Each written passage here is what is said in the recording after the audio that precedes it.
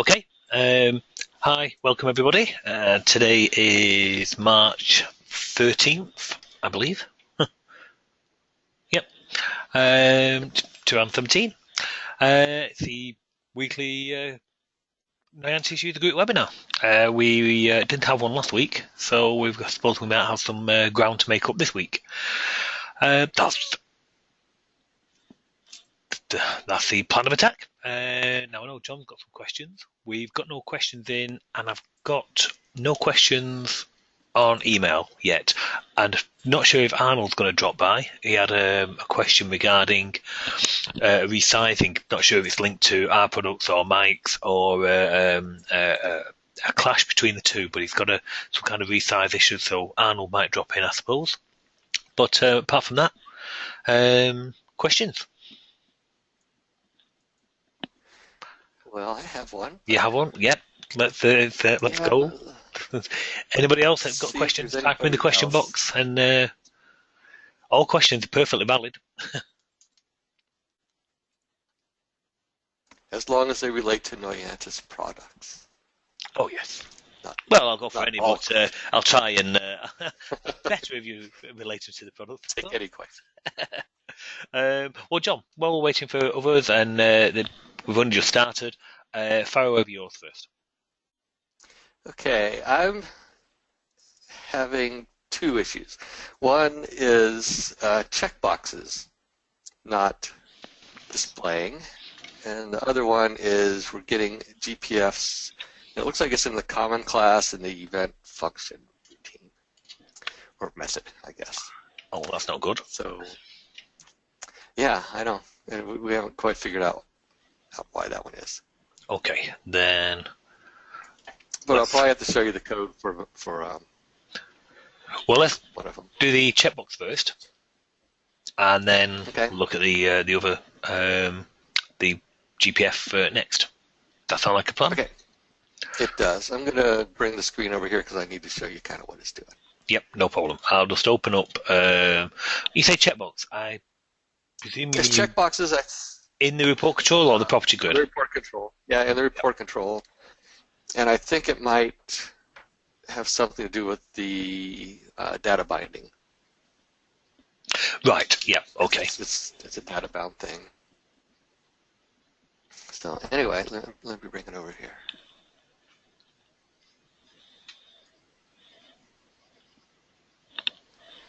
Okay.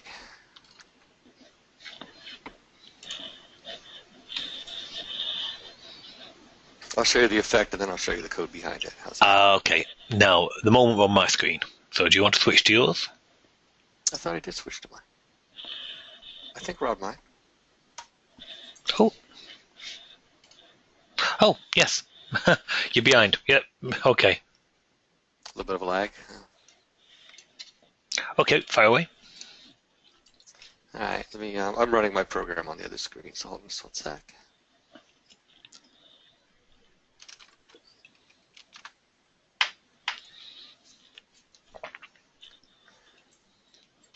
So when you're doing data binding, I guess the it doesn't have a checkbox defined on it. No. I think that's part of the problem, but let's take a look at it. Okay, so let me know when you can see my accounts payable screen. I can, yeah. You've got a status column on the left that's got a checkbox on it. Or is it an icon? Where? Over here. Oh, no, sorry, next to the actually in the column, I didn't know. Yeah, yep, it's a status column. And so if I check it here, it's fine. Everything works like it's supposed to. It's updating some things, so it updates the property grid over here on the right under approved. Yep. So that's all working like it's supposed to. Okay, so then I want to be able to check them all or uncheck them all. Okay. So if I click the check all, it actually checks them all, but it doesn't display them here. So if I go out and close this and come back in, then they'll be all checked. Do you issue a populate? I do. I've issued populates, I've issued redraws, I've used like direct commands to turn the check on. I can show you the code behind it. And if I do this too, if I uncheck all of them, again, same thing. It doesn't update the screen, but it's updating everything behind the screens. See, I thought I solved this problem. Let's see how it turned from white to blue. I thought I had actually fixed that. Yeah, there you go. See, all the checks are uncleared now, or unchecked. So the display, for whatever reason, isn't updating. So let me show you what I'm doing. Okay. When I do these things.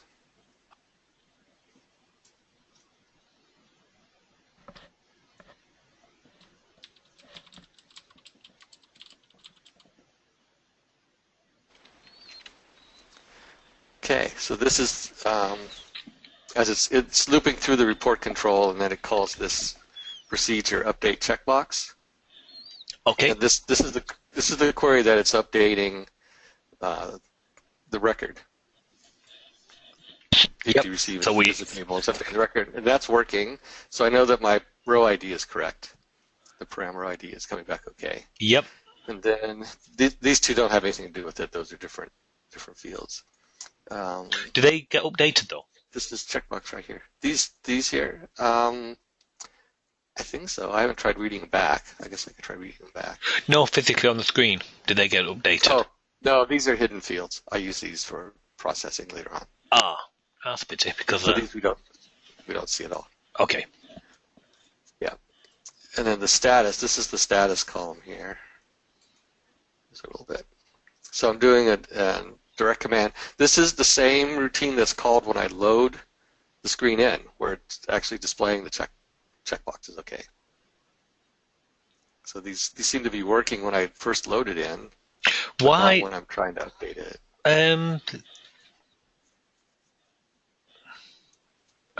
Just getting this now.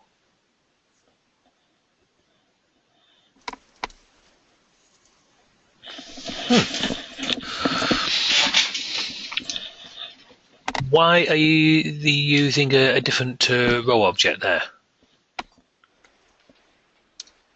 Oh, you're literally going to the dot record, the item. Right.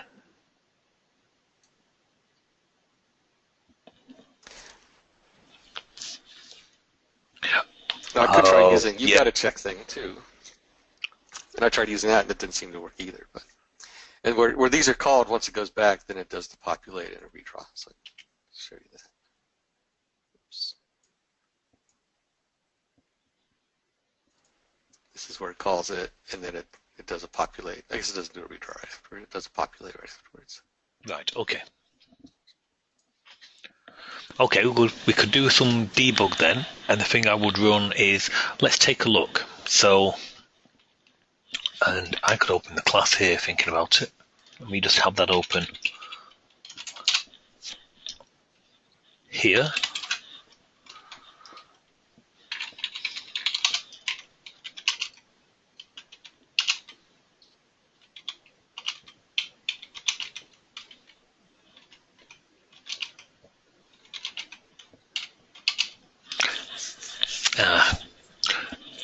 With it being data bound, yeah, like you say, you're not going to have the actual raw get column item index.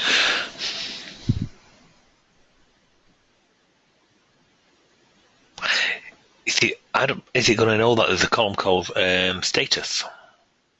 It should. I think so. Yeah, I think it does. Can we put some debug in then? And yeah, let's debug out the. Oh, you've already got the row ID. That's good. Yep, row object ID. So we've got that. Let's bring out basically the report control AP dot get column item index status.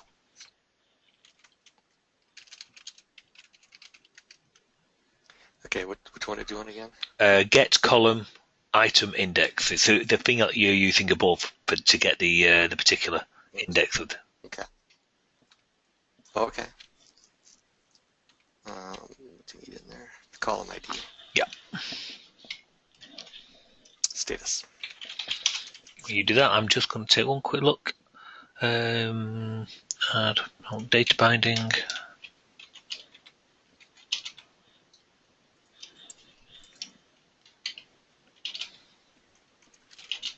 Okay. Oh, that's this here. You're trying to see what this is. Yeah, basically, yeah. Okay. I was also going to put in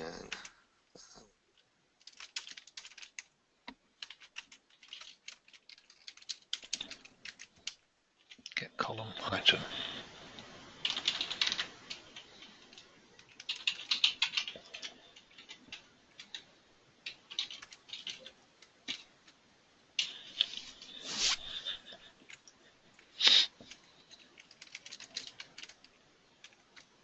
Okay, I'm also going to check and see if it's checked or not as we go through it. Hey, Andy. Yep. Oh, hi, Arnold. Hi. While he's checking, can I ask you a quick question? Yeah, fire away. What's the method called to disable a the template for a procedure? There's not a method call. What you could do is on the procedure, there's a template setting to say disable the template, which would disable all generation of the code. And that, so if you've got embedded code, of course, that would be orphaned because the embeds wouldn't exist. Or you've got underneath that, you've got under condition, and you can just set it on a flag. So you maybe have a global variable to whether you want it to be initialized or not. That's on the extension. So the code will still be generated, but none of the control will actually be initialized, if you will. So no commands will fire. So if I have embedded code, it'd be messy. You'd be better to use the latter one. So you've got two flags on the extension. One is disable the template completely on this procedure. No code is generated whatsoever. The second one lets you basically disable it, if you will, under condition, and if you use that, then all the code still remains as it is. It's just that the ActiveX never actually gets initialized, and the certain method calls never actually get triggered because it's checking for a variable. So I can have my hand code in there. Of course. And it wouldn't. Yeah. So what do I look for now? Go to the extension. Extension. Yeah, I did. I checked that. It says disabled. Oh no, that one. The one underneath. Should be one underneath. Oh. Under condition. Okay. Go ahead and do your thing. I'm sorry. Thank you. I'll show you that in a second, though. But yeah. Okay, John. So we are getting an index back. Yep. But I did a thing to see if it was checked or not, and it's coming back 0, even though it should all be showing that it's checked. So something's not happening. That's 7. I'm quite surprised at that. That's because I hide a lot of columns in front of it. Right. So it's okay. Like the 7. Fine. 8th one over, I guess. Okay. And that method you use in there is get item or get column, is it? I just want to find it myself here in the code. Get column item index. Is that the one?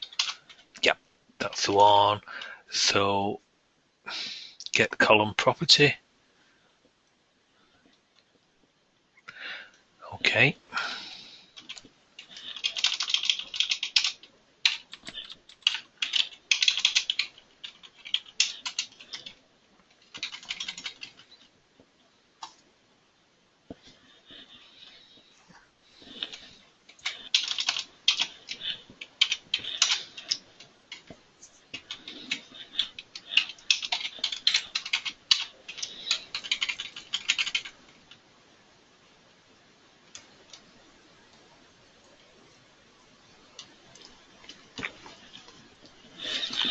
Okay.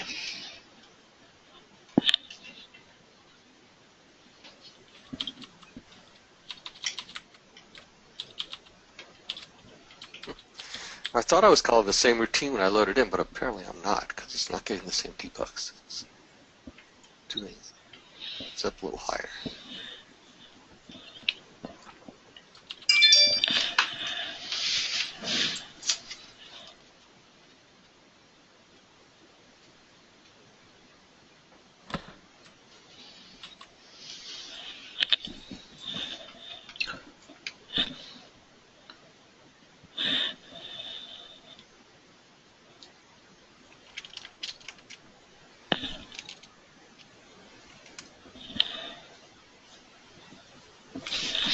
going to continue looking because it's using the column queue within the class, and I just want to make sure that the actual add column is in there when you're using data binding, which of course you are.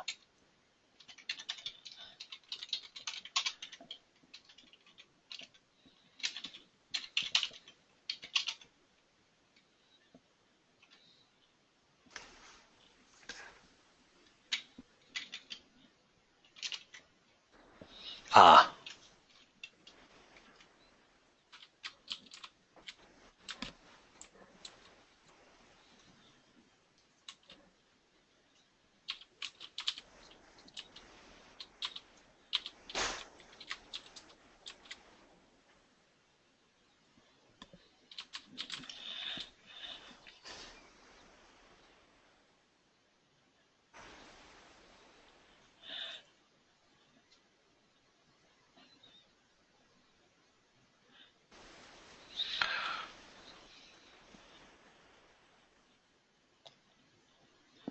Okay, yeah, I can see there's column queues in there, and it tags them, so that's fine. Sorry, John, I had to quickly check something for this. I wouldn't normally use the int, I'd use the absolute for the checked.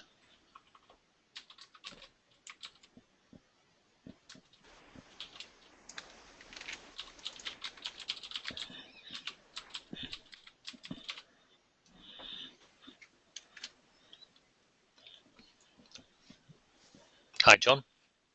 Yes, I'm here. Yeah, sorry.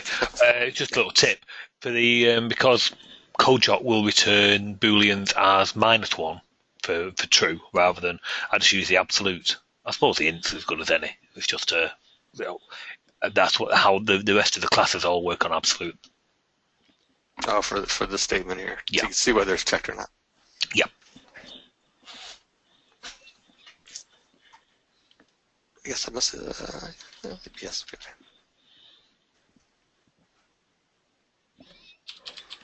Yes, this is a direct check. I'm going to see what that does.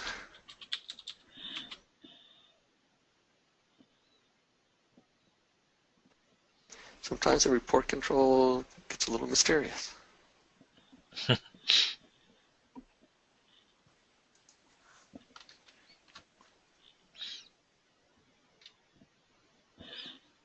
Row object ID has been declared a couple of times. As they're not getting confused, are they? Some code clashing. Oh, I don't think so. They're just in a queue.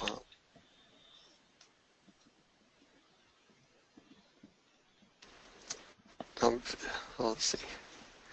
Yeah, it seems like they're pulling out of the queue. Okay. Log.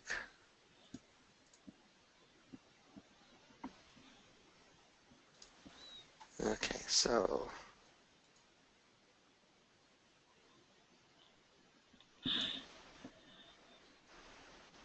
Yeah, it doesn't matter whether I check it or uncheck it. It's coming back as is check being 0. So it's not actually checking it. I guess that's the problem. It's not actually. It's not checking it. So it's not a display thing. It's just not checking it at all. Right? Yep. Okay, let's go back to your code. Let's just take a quick look. So this isn't working. This part here isn't working. Okay, so regardless of whether you're going to set it or not, yep. Let's say we're always going to set it to false. So because when you went in, you had some sets true, didn't you? Yeah. Okay. Let's comment out the actual query to do the update, so we can leave them. So we don't physically go and update the table. All we want to do is just get the screen updating. That makes sense? Right. Yes. Okay. So let's take the condition out and just leave the false of the checked uncommented. Just so false would make them all zeros, right? Yeah. So I want to see them all go because there was some checked a minute ago.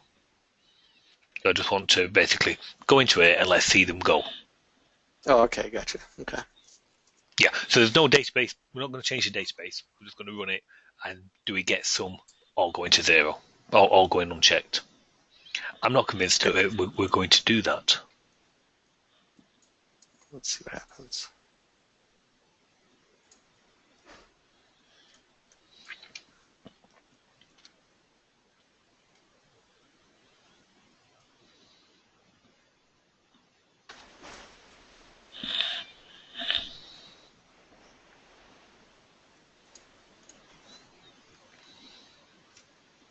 I think I tried using the built-in commands to check and uncheck. I don't think it worked with the data binding though. Let's have a quick look for you. Item checked.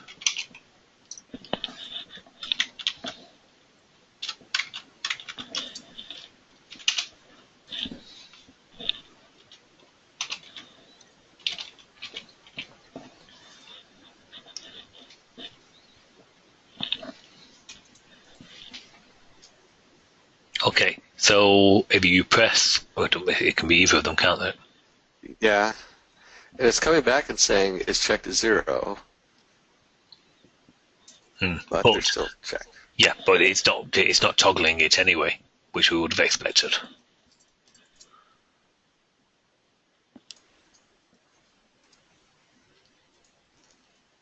Yeah, they're all coming back as checked 0, but it's not updating. Okay, can I look at the query? Are we definitely sure that's number 7? I know it's bringing back. It just seems weird. I think I have it. This is the query. 1, 2, 3, 4, 5, 6, 7. Yeah, it's 7 because it starts with 0. So it's 0, 1, 2, 3, 4, 5, 6, 7. So status is the one. That's the column. Mm-hmm. And then this is where I'm getting the whether it's a 1 or not. Right. This one's hidden. I closed the button. Now the built-in one wouldn't work because it wouldn't be able to determine a row ID. So I understand that.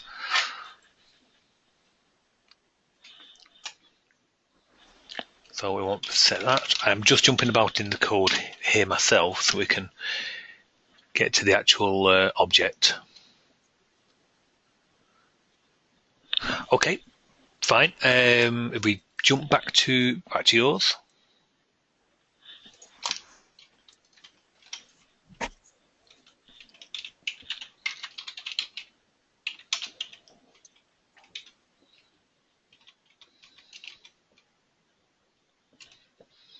We go from 1 to the column count. That's the column count you've got there, yeah.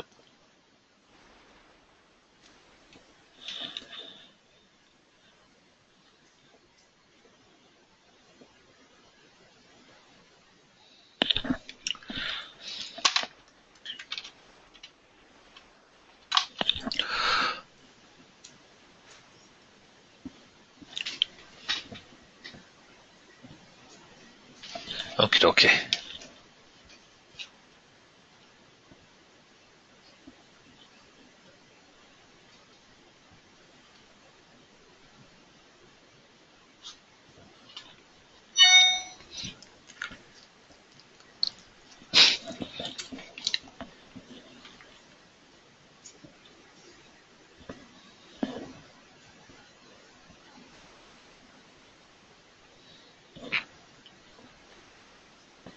Okay, John, can we debug out? You've got the is checked, okay? Basically copy that line and paste it again, and just have it as caption instead of is checked.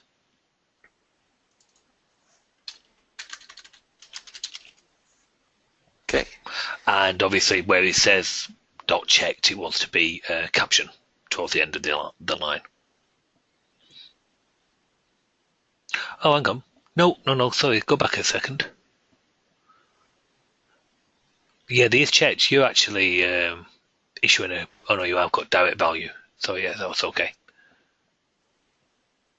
Yeah. Did you want to see caption? That wouldn't be dot value there, that would be dot checked above. This one here. Yeah. Oh, you're probably right. Okay. And that one wants to be dot value. Sorry, dot caption. Lowercase, uppercase, doesn't matter. It doesn't matter. And then if we can copy that same line again, but we want to take. Now I want to get rid of the absolute. Oh, sorry, on the one below it. The last one.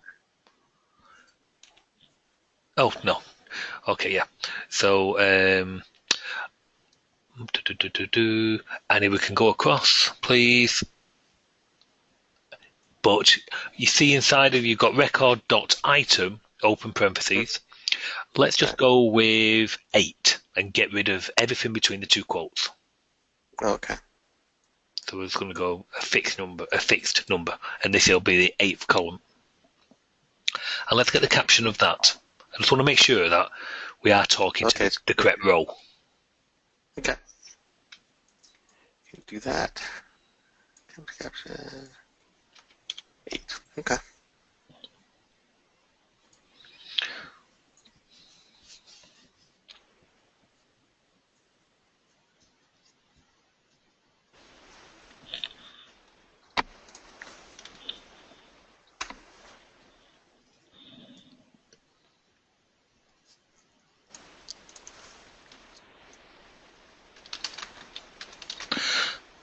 Oh, I have just done a default, but we'll see this first.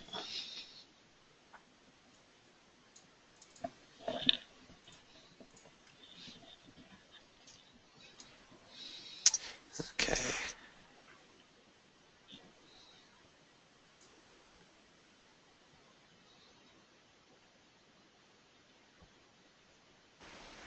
That's weird. It's a caption 8's not coming. These aren't coming back with anything. No, I don't think it's actually talking to the rows. I think you're right. Okay, so Yeah, because we're not getting a check, we're not getting a caption, we're not getting anything at all. What is expected to say something on here? clip, and I need to get that. So It fills it in the caption, right? I mean, it's not just going to be a value there.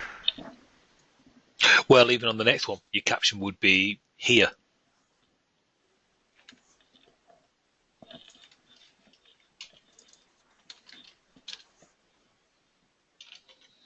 It should, yeah. So if you can just bring the code up again, where we're getting the row ID object.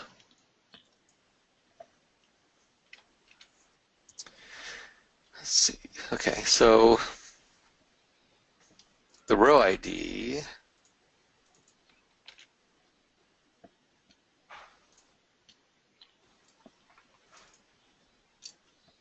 is coming from here. Report control, get row ID.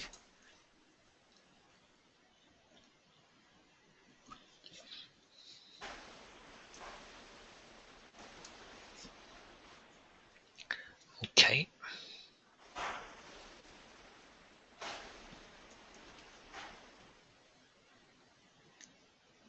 So that should be okay, huh?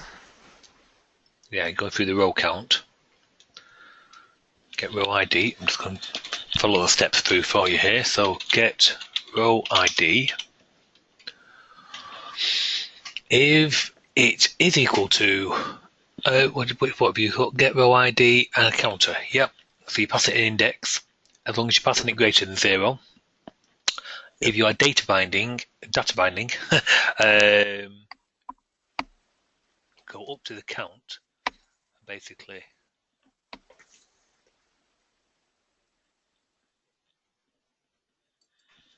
Hang on a second.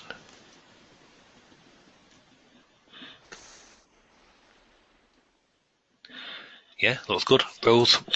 Okay. Let's jump back to yours then, please.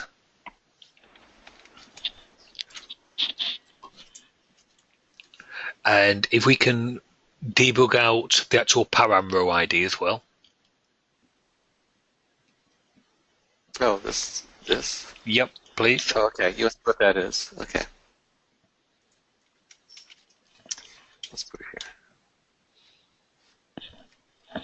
I'll put it next to it.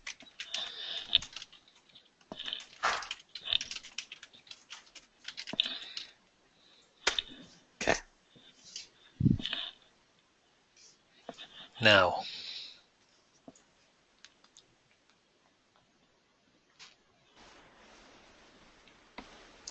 okay. We go rows, row, okay. You just do that, I'm just reading through this. Rows, the record. I'm sure this is fascinating for everybody who's watching. Oh no, force that, yes, but, well, question to question.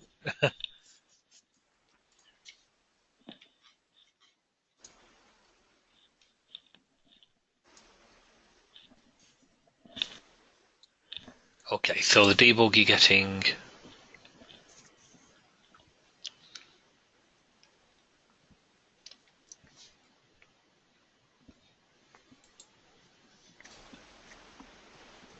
Does that look right?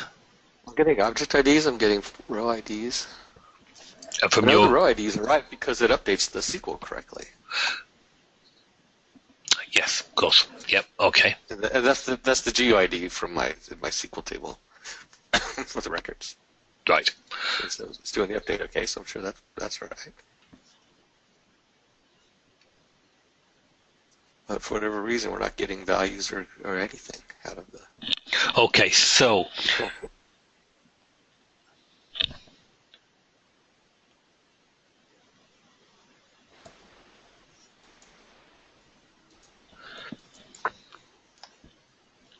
Okay. Jump back to your code then, please. I think we'd at least get a value out of column 8, huh? I'd have thought so. We're going to where we set it, direct command. If we can copy that line, please. Which one? So yeah, the one where we're actually setting it to checked.false. Oh, up here. Yeah, please. Oh, hang on a second. No, I have got a thought.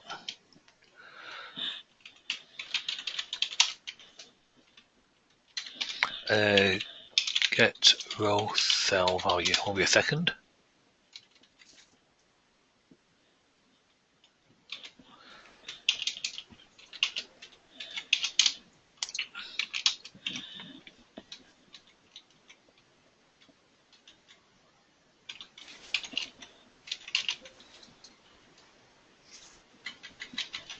Oh, no, that would be right. Okay. Sorry,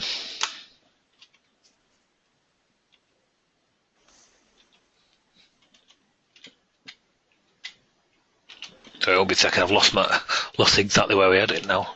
Get row.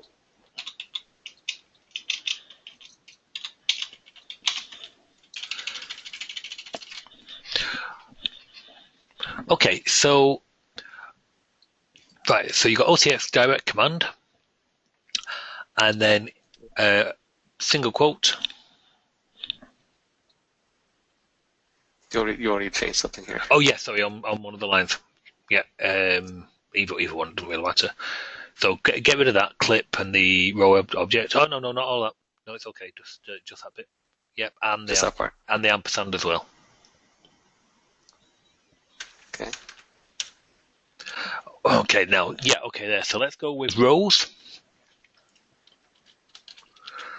Dot row open parentheses 0 close, and now you've got record, which you've got record, you've got item, you've got the item, and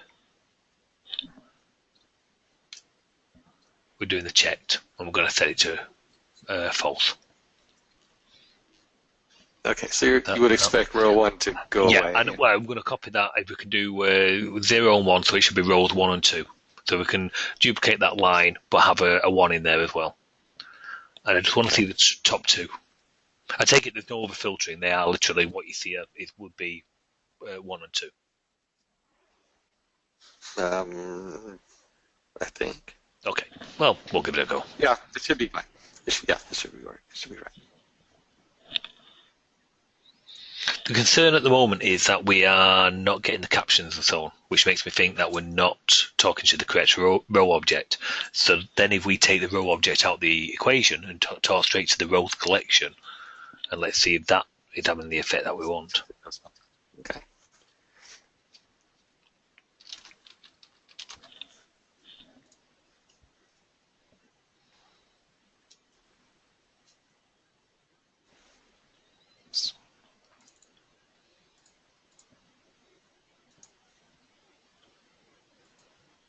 Okay. Yep. They went away, so there's something wrong with the. So the command's right, but what? Yeah, that's good. Yeah. So it's Why the isn't row the object object right? Yeah. Oops.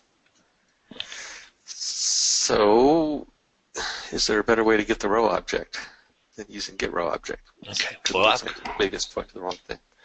Yeah. Well, I'm just jumping about here now. Oh, except I just pressed the wrong button. S dot. So let's take it straight, and it's definitely the correct GUID. Mind you, as you say, it wouldn't be updating the table if it wasn't. Right. Okay, so get row object. If the first character is a raw object, I think it's called a character, something like that, or a particular character, which means it's an object. Right. Then if it's that, just use it. But the param row ID isn't, so it's a $sign, so that's fine. So then, if it's not equal to the current thing that we've got, it's going to attempt to find it. I'm just wondering whether, mind you, that should work.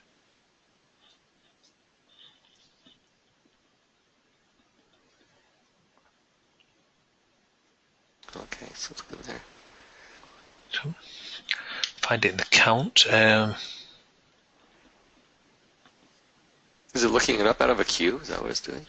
No, basically, there is a function within the report control itself called find record item, and you can say what you pass it a certain number of parameters, and basically that is what it will go and find for a particular column and so on and so forth. So I'm saying, okay, I want you to go at a certain column.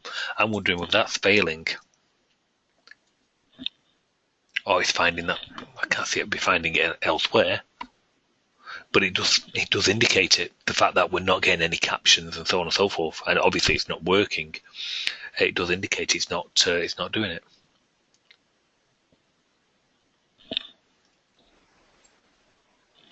Let's look at that function then. So the code doc help for that states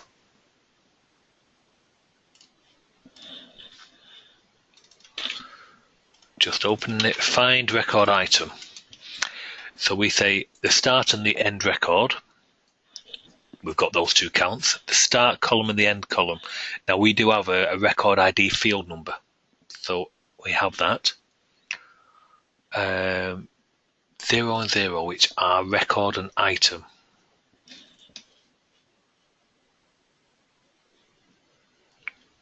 Search from. 0 and 0, yeah, text to search for, which would be your GUID. And the last one is exact phrase. So that should bring you back a row object, which is what you're getting.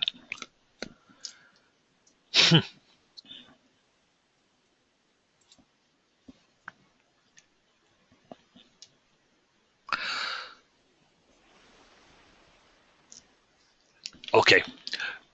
On this then, you hate message, but there is a method in my madness. Can we message out? Yeah, just be the record. Yes. Can we message out both the row object ID and then basically part of one of the commands, the OCX direct command, if you will. Yeah. Oh well, sorry. An OCX direct value. So okay, so let's after your row object ID equals return. Let's do a message. Oh, we might want to put this under. Oh no, we can't.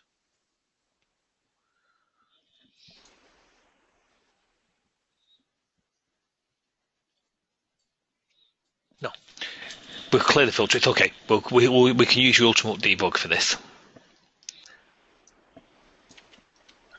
Tag on the end of that one, and we want it to be OCX direct.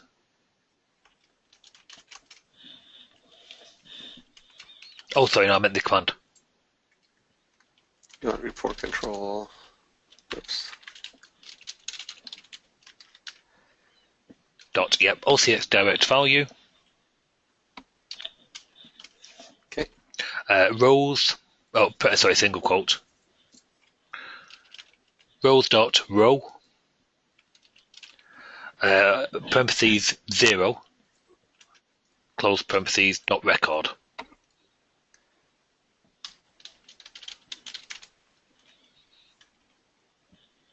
Yeah, that looks good. So basically, what we want off that is we want to look at the very first one. Let's get the second one too. Why not? Okay. And we'll see if they match up. Yeah, exactly. We're learning a little bit about the report control. Basically the get row object. There are other. It's a very powerful method that. It can go off and look at header rows, child rows, so on and so forth. But the best option it will have is to actually go look within itself rather than any queues of mine and so on. Because obviously that opens it up for data binding as well. Okay, let's see who we got. So obviously it would have been the very early messages. Let's get up there. Okay. Well, there's the first one, and it matched up. Look. And here's the second one, and That it matched up too. Yeah. So the row objects are coming back okay.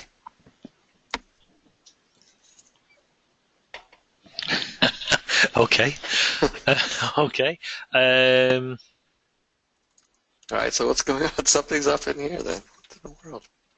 Back to the code. Did I get this right here? I mean, I guess double check this part. So clip it and then dot record. Or do I not have? Do I get rid of dot record? Is this not supposed to be there? Well, you see, we're coming back to. Oh, no, you don't need the dot record. That's the problem, isn't it? You don't need the dot record because the value is the dot record itself. And then you are talking to the item of the record. I bet that's it. You missed a D off the last one, Sean. Oh, I did. There. I bet that works now. That's it. Well, We'll find out. Fingers crossed. Yeah. Fingers crossed. I think that's it. I figured I might have hit some syntax wrong. That's exactly what happened. Well, basically, the get row object, as I say, it looks at the records collection, does the find records item, so on and so forth, and it will bring you back a raw object, and then from that, because it's part of the rows collection. I'll quickly explain this in a second. Then you want the record of that row. Sounds a bit crazy. I'll explain more just as a recap in a minute. Okay. Look at that. Yeah, look at that. They all went down. That was it. It was a syntax error. Perfect. We did it. Okay. For a quick recap of what we've just done there, apart from run around and in circles a bit. If you're talking, as John is really at a low level to the report control, and because he's using data binding, he can't really use some of the set row, cell, item methods and so on and so forth, because it wants to know what the row is, and because it's data bound, we haven't got a secondary copy of the queue of rows. So there's a few restrictions. Okay, then could you just run yours for a second, John? Oh, I'll tell you what, if we can just we'll switch back to mine just for me to explain something, then we'll go back to yours for this GPF. Okay. So make show screen. I got you. Thank you very much. So the thing I was mentioning here is we don't really have to get your hands dirty in this, but we do this called find record item. That will show you a raw object out of the records collection, if you will. And we want just one single entity, the record. Now, I'll make sure I get this the right way around. But basically, imagine if we had grouping. Well, let's take a step back. If we had a simple report control, you could say, well, one row is one record. They are one and the same. And yeah, that would be. But in here, it's not. So basically, you could have a records collection here and point to one particular, a rows collection. Now we've got multiple rows here. That's row 1, 2, 3. But there's only one record so far. Even though I've got 3 rows, I've only got one record in my record collection. Then 4, 5, and I'm only on the second record there. So there's 2 internal, for want of a better description, queues going on within the report control itself. This is not Clarion, this is the CodeJot control. But there's 2 queues going on. One is a rows collection and one is a records collection.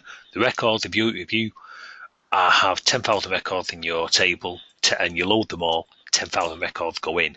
But if you put grouping on or filtering on and so on and so forth, then the rows collection will reflect what the user's looking at and not what the records necessarily are, if that makes sense.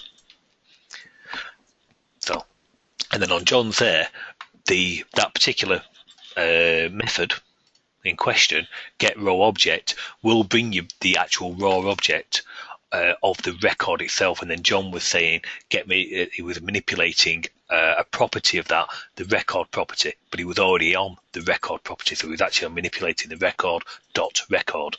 Hence why there was an issue. I figured I had something not quite right there. That's a hell of a one to start with. I bet people have turned off by now. Well, that was all right, though. I mean, because just for debugging, it's good to know these things and how to get into. Yes, definitely. I mean, deeper sometimes. On yours, yes, it was a checked column, and they can add a little complexity of their own, the checked column. So that's why I switched to using the caption and also of the next column along, because I wanted to check that we was actually talking to the correct object, which in the end we weren't. Well, it was a correct object, but we were manipulating it one level too far down. So that was a simple approach, and the reason I did that is I just fell into that so many times myself, because here, if we look at this, and you'll get it quite often. Records, and you're talking to that, and inside of there you need to go back to certain counts and so on. And John was talking to part of the records collection, but then within that he was having to go and query which column it was and so on and so forth for the item index. It does get a bit heavy going. So well, that was good though, because you broke it down, and if you're going to debug this thing, take it step by step. I think that's a good thing to understand different steps you can go through. Good. So, okay, one down. Do you want to switch back to yours? And we might as well GPF. And anybody else? We've not got you any questions yet, so feel free, jump in. Let's see. Okay, yeah.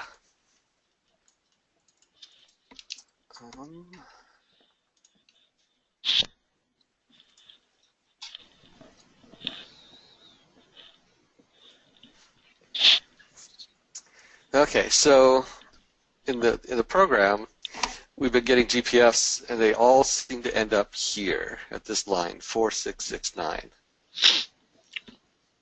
Oh, And I can right. show you the GPF. Let me get it.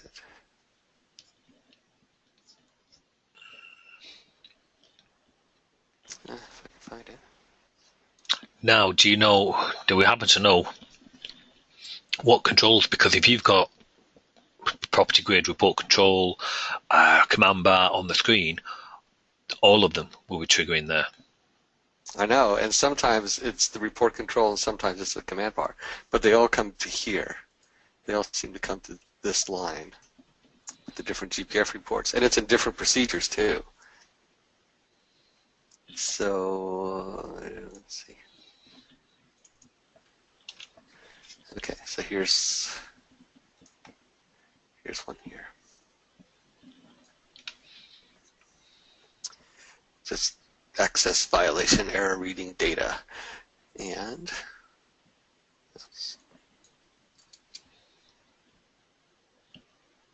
let's see, line, here we go. So here's where the last call was, an event function in the report control. And then the line below it is this line 4669. So it's these two things here, but this line here seems to be in common of all the GPFs that we're getting. This line 4669 in the common class. Well, the only problem with that is that 4669, which we saw a second ago, that's bouncing back to the event function of the related class. Remember, all the classes are derived from common. So right. So basically, so this is going back to the other one. Yeah. So that there, the parent class is, because the common, let's say we'll go with two: property grid and report control. Okay, and something's happened in here, and it's basically it's coming to it. It's worked out whatever it needs to do about trapping events and some keystrokes and so on and so forth. It's done those particular things, but then that's as much as it can do from a common point of view.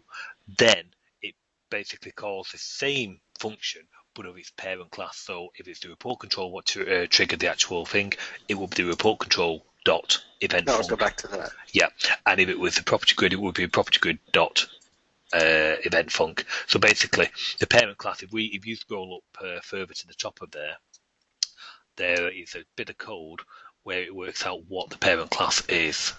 Yeah, so it applies a critical lock, and it can see from the control and the window handle gets it, and as long as it's found the actual queue entry, then the parent class is the common, basically the class. It has an overall queue of basically how many classes are in action at any one time. Okay. So figure out what in the world's going on. It's so weird.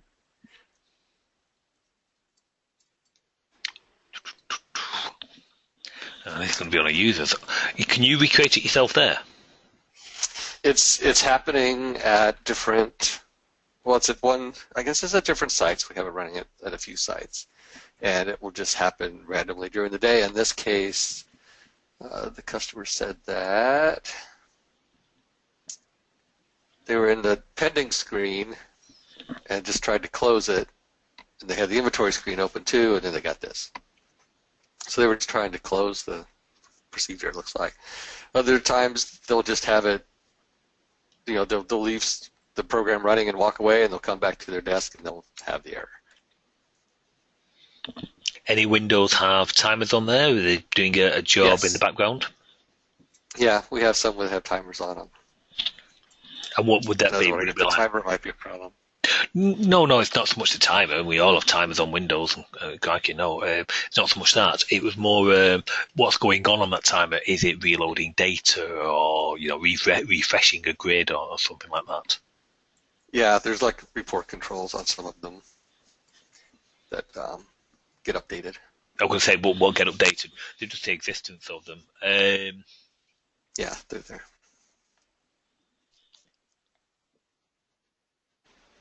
I'm just trying to think.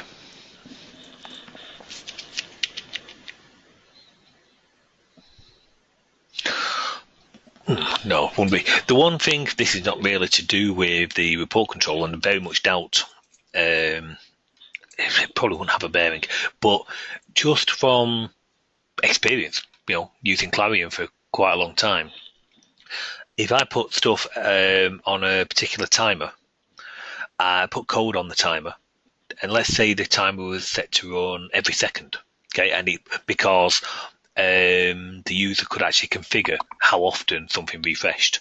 So you have to go to every second because they might say 5 seconds, they might say 15 seconds, that type of thing. If I put the particular code in the timer embed point, depending on what workload it was doing with that particular triggered timer event, it could run back into itself and cause issues. Not like I say, this is not to do with report control. If anything, I found it more on the calendar, if you want the truth, because you were loading a lot of data and refreshing.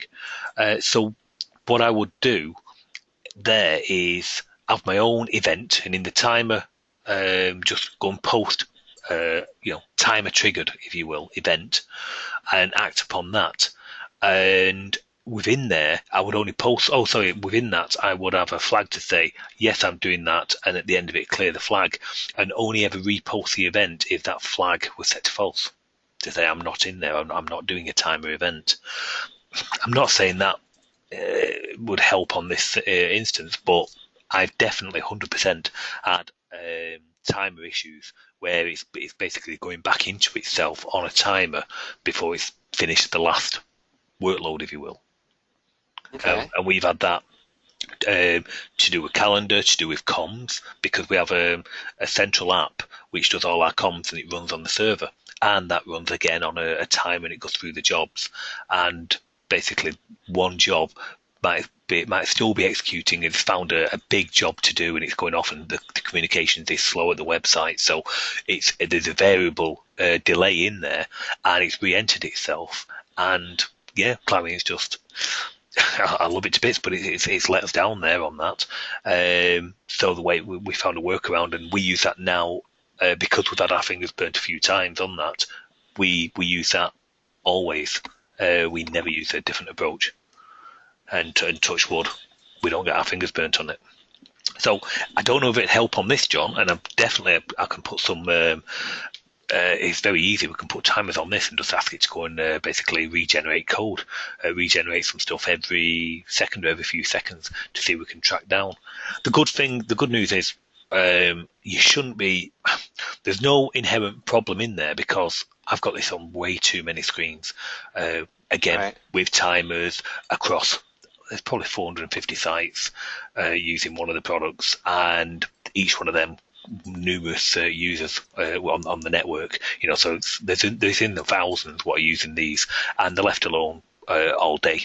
They're running all day in reception, in surgeries, in stuff like that. So there's no inherent problem. So that's good from that point of view. It's just not good that you seem to be experiencing one. But what I'm saying is, don't think, oh crikey, I've got a real big problem on my hands here. I probably I would strongly suggest the timer thing, just in case. I don't know how often your timers are. Are they variable? Can the users set them themselves, or are they very frequent? But I would, at minimum, you'd leave the code in the timer, but put it under some kind of condition to say, as you enter the particular code, set a flag to say you're busy, and on the way out, set a flag to say you're not busy, so that it's not going to re-enter and do the same code, and potentially, go and hit the class or hit whatever in quick succession while it's in the middle of a job. Okay, I definitely recommend that. It might not be related to timers, but I've just got to be. I like to be open and honest. And where we've had problems, like I say, not really on report control, but on other things, including the controls and not including the controls, right. It's been related to timers. So I would at least look at that first and take it out of the equation. I am suspicious of timers, so I will go through and do what you suggest and put a little flag on there. So, we use them all the time. Comes to the timer, set the flag. Yeah, we use them all the time. The appointment book, they get to set their own refresh frequency. So, of course, we have to put the thing to the lowest common denominator 1 second. And then you just say, when you're checking that. And it's the same, actually, on that betting system of mine. That is all run on timers to see the jobs need to be done and talking up to the Betfair exchanges and so on and so forth and that. So there's a lot of work going on, so timers are important there as well. But 100%, and obviously he'll probably come on and slap my wrist for it, but I've had my fingers burnt too many times with them, and the best workaround I do is, yes, you have the event timer. I have my own event. I think it's even called event timer triggered. I post that under condition, and the condition is the particular task at hand. Is it busy, true or false? And if it's false, go and post the event, and if it's true, just walk away because it'll be picked up on the next timer loop. Right. Yeah. That sounds like a good thing to do. Anyway, so yeah, we'll do that. We'll do that. I'll let you know how it turns out. Yeah, well, yeah. Oh no, I was here next week, but actually I'm not. But that's right, you're not here next week. Not here next week, but here the week after. Got a question from Roberto, but I don't think it's quite Noyantis based. It's more how was Egypt? Because I was in Egypt. I got back very late last night, and it was lovely. It was very nice. I would recommend it to anyone. I didn't go to Cairo. I think it's a certain element of unrest there at the moment. But I went to Hurghada for a relaxing time, and it was beautiful. So there you go. Nice. Okay. Any other questions? Yeah. Any other questions? I'm the only one that had questions. John, on yours there, if you turn on, but you really need to be being able to recreate it in like a controlled environment. But what you can do is put on the global extension the ultimate debug. Turn the debugger on, turn on ultimate debug, and at least it'll tell you of which one of the class instances is causing the issue. Oh yeah, I can do that. Yeah, but there's an extra switch on the global extension. Let me find it for you here. So if I go into global extensions, oh yeah, sorry, I'll go back to change and make myself. There you go. Okay, so in here, we go to, and this is all of the templates. You can go to debug, generate debug view, and then I'm going to say there should be one for format ultimate debug, which is on by default, of course. And then you have got another one up there, include event func. Now, turning that on, you'll see just how much that is called, and it's a lot. So you won't want to leave that the live version out on site. But if you've got a particular site where it's very problematic on maybe one terminal or whatever, especially if you've got the user settings for that one user, so it's user A instead of user B more often than not. Maybe just see if we can put a test version on that particular one to help debug. Mm-hmm. Just an idea. That's a good idea. Okay. Now David's got a question. I want to ask about C55's causing duplicate labels. Okay. David, where are you? Let's open you up. Hi, David. Your mic is open. Hey. Hi, Andy. How you doing? Yes, fine, thank you. Yourself? Good. Yeah, on the last open webinar, we were talking. I was getting duplicate labels generated when compiling warnings about duplicate labels. And we found that if there's like an omitted C55, John found it in the ultimate debug, but there's like a little omitted piece of code. There is at the top, yeah. And that seems to be causing the warnings. I was wondering if we're not, unless you're still supporting C55, but it didn't seem like anybody was. No, officially, we dropped C55 A few years ago now, actually. Oh, The warnings that's get good. generated on ABC link mode and DLL mode. Yeah, well, they can probably. That's what's triggering it. Yeah, they can go now because yeah, we're only C6 onwards, and I'm even questioning about C6 now. To be fair, although there are still quite a few users out there on C6. But yes, they can go, and I'll probably drop them for the next build. In fact, I'll make a note here now. Okay, yeah, that'd be great. That'd get rid of quite a few of those. See, I showed David how to get rid of all the warnings. Yeah, yeah. And what He won't click. He won't click the button that hides them all. I don't get rid of them. He won't do it. I'm trying to see my real warning. So There was one tip there, John. On yours, you had the warning there, and it was a duplicate label. And I've got to admit, I hate seeing any warnings and stuff. It, I don't know. I like it to be totally clear. So the most common thing of that is where you've got a couple of queues. Let's say the report controlling, you had a roles queue and a records queue, and of course the thing in there you probably have ID and object, so you would definitely get a duplicate warning because they're both named the same. So I always give the queues a prefix, and then hey presto, your warnings are gone. right. You don't have to use a prefix. In fact, 9 times out of 10 I give it the full name. So if it was LQ roles, then it'd be LQ roles dot ID and LQ records dot ID. So I'll still probably type the code out long-winded, but just having the prefix on the queue definition gives Clarion the ability to see, which ID you're talking about. So probably Granny is okay, because I'm sure everybody already knows that. But again, these little tips don't do any harm for everybody. So, No, that'd be great. but yes, they will be gone. How's the testing on the? Oh, well, not the testing. How's the change on the property grid? Have you used it much? So far, so good. I've only got a chance to use it on a couple things. I've kind of gotten sidetracked there, but hopefully this week I'll get back to finishing. A few more. I've got quite a few to do. So hopefully you don't find it much, but if you do, bring it and we'll fix it live on the webinar. That's the best plan of attack, isn't it?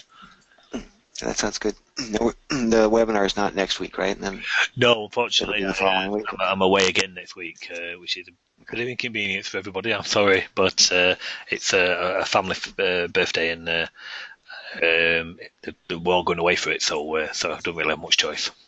Right, yeah, got to do what you got to do. It'll be awful, but got to do it. Okay. Is there much anything more for today, or should we? Arnold, of course. So, I don't think it's your stuff. I've been eliminating. I even ripped out your stuff, and it's still happening. So.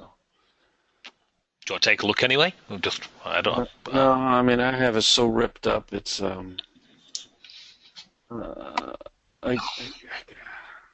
it's throwing a plus 14 error up. Now I went back to Mike on that. Plus 4. This was an event, weren't it? Yeah. User event of some kind. User event plus 14. Just let me take a quick look. I went back to Mike on it because Mike asked if it meant anything to me. Let's just take a quick look. It might be him because I just ripped him out too. So yeah, user event. So basically, I looked for it in hex and decimals, and no, I have nothing like that. Yeah, I couldn't find it. Okay. I'll tell you what I can do though. Take a quick look. I'll just do a full-on text search of the whole of my Clarion setup to see if anybody else has. Yeah, That's what I was so just people. going to ask. So basically, to tell people what happened is, I have Hansen's resize, like the complex of things in a multi-browse type of procedure, but I have a command bar in that procedure also, but a command bar on the mainframe. So what happens is when I open it up, it opens the browse opens up maximize in the mainframe. When I restore the mainframe to its normal minimum size, it doesn't resize inside. It doesn't send back or receive the information that the mainframe was resized. Yeah. And it seems like this 14 event is like trapping it, and it's not coming through. So it's not resizing the browse properly. Its stuff just stays there. Tell you what, we can take a quick look at, just to rule it out. In one of my test suites, I've got the command bars, and I've got some on the app frame and some on child Windows. So we can always try it on that. I'm happy to do that. Okay. Okie dokie, let's just bring this into this week's. Won't be a sec, just find the test. Yeah, I just obliterated my app, so it's all messed up right now. Okay, so Mike Anderson, command bars, resizing. Basically, I've tested all the resizing, and we cover the easy resize, Mike's, Superint it, I think, and Clarion, obviously. And then within each one of them, there's all the different products. So, yeah, we give it a go.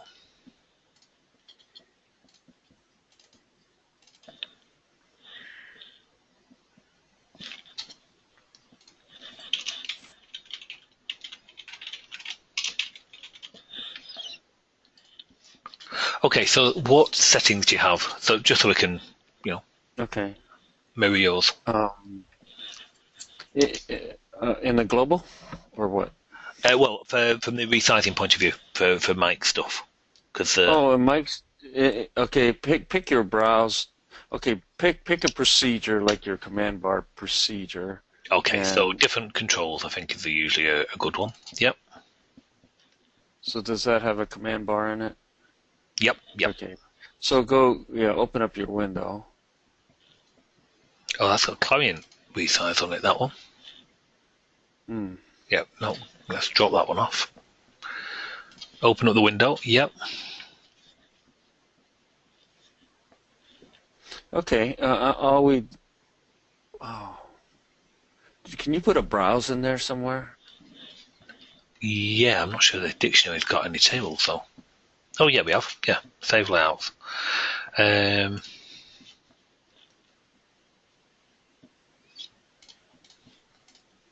in particular?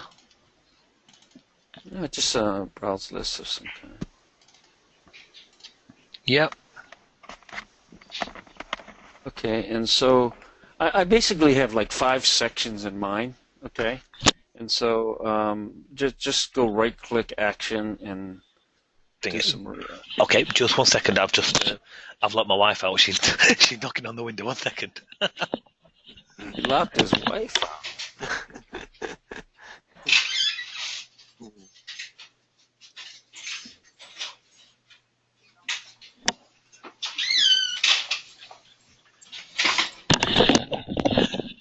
Sorry about that, everyone. left the keys in, so she couldn't get in.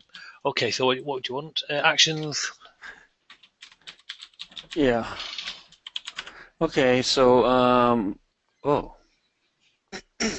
where is it? Where's this template? Don't we have to add it to the extension first? Oh yeah, we need to put it in there first. Yeah. Resize. Yep. MH, not frame, is it? Resize window. No. Yeah, yeah. Yep. Wait a minute. Yeah. Okay, so. Wow, why does this look so different? Resize width. Where's his pictures? He has a.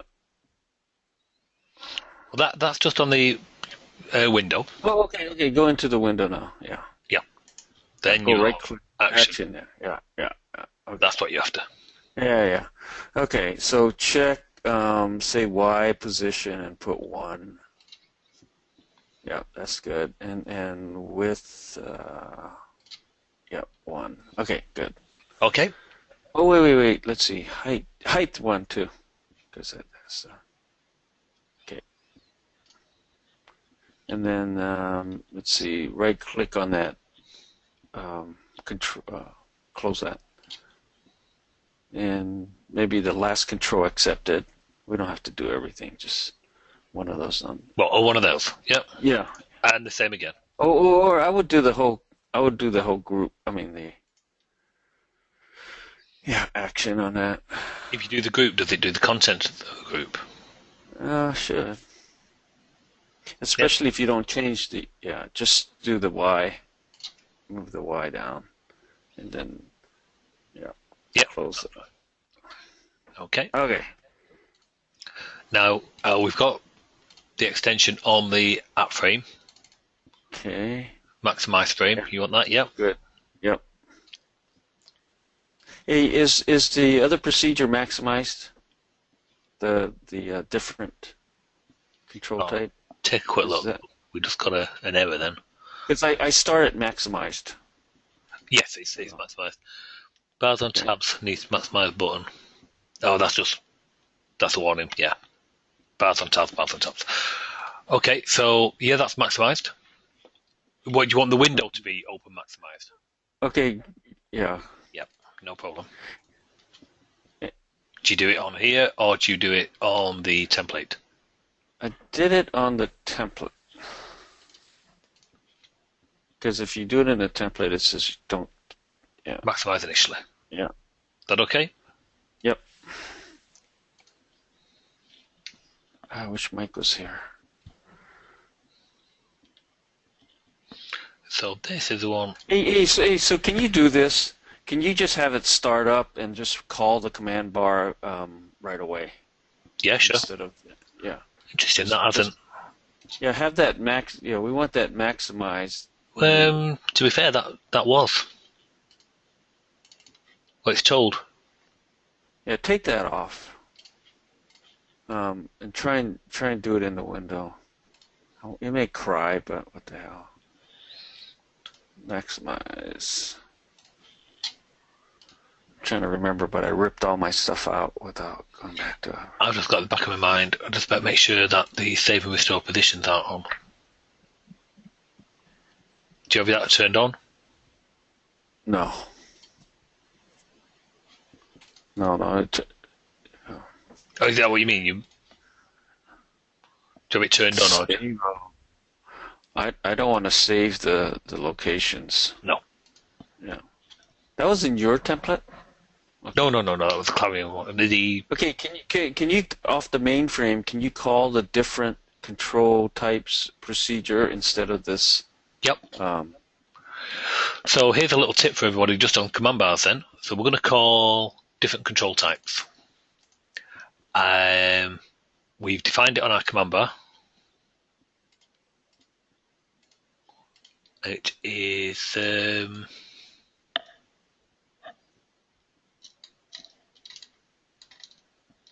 it is. Examples, different controls.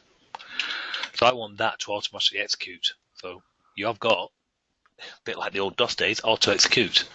So I can just say, okay, when you fire up, go and post as other users. That.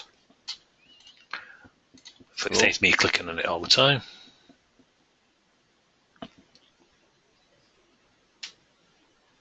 Whoa, okay. Oh, cool. Okay, now on the top right corner, do a restore. Click the restore. Top right. No. Yeah, left of the X. Up. The main one. Yeah, right there. So you see that things don't resize in there properly. You see how it's supposed to be maximized inside of it. No, it did. Whoa, hang on. Try that again. Well, No? it's gone there. No, now we've got. multiple things open here. Oh, you know what I did? I hid the mainframe. The mainframe. I minimized mainframe command bar when I brought it up. Oh, okay. So there it is. Yeah. So when you hit the restore, does it stay that way? See, it doesn't quite doesn't quite get the message It's that not it getting, should have. no, it's there it should be. Now if I.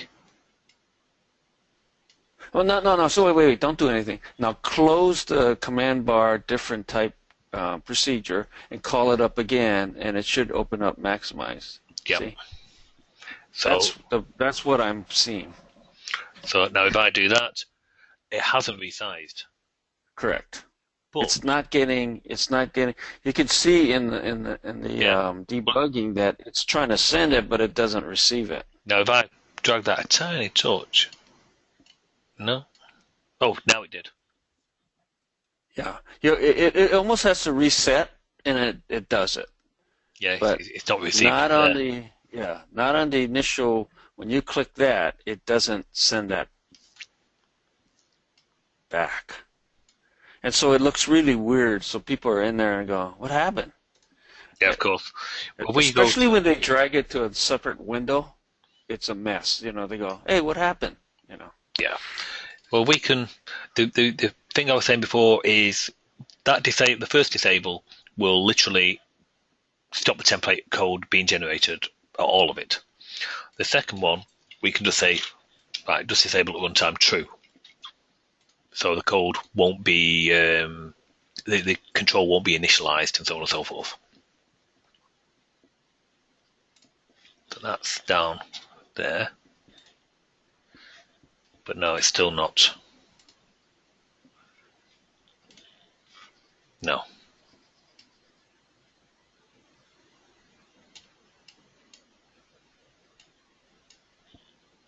Okay, so the other thing you can try is to turn his template off. Well, what I can just quickly do, there's some embedded code in there, okay. but it's not. Just actually turn the command bar off from there. Then you really do take it out of the equation. Yeah. Oh yeah, there is something off in the embed code now, but we're not bothered about that.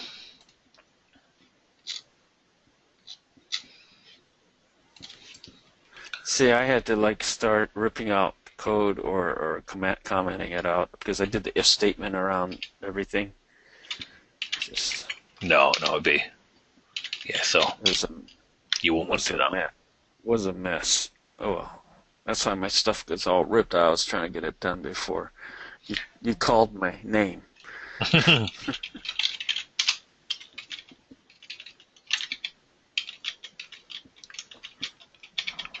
Oh.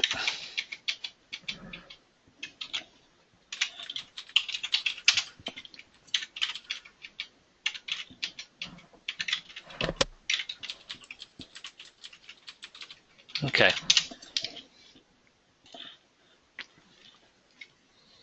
So I don't know who's if you did the ultimate overview. I'm wondering if Nice. when you hit. Oh my days. Yeah. So when you hit the restore, if it gives you the 14 also, you know what I'm saying? Yeah. I'll have the search going actually in a second, so I'll have a look in a minute for you. But yeah, that window it still isn't going maximized. So, but now there's no command bar code in there whatsoever. In that Weird, huh? In that child window.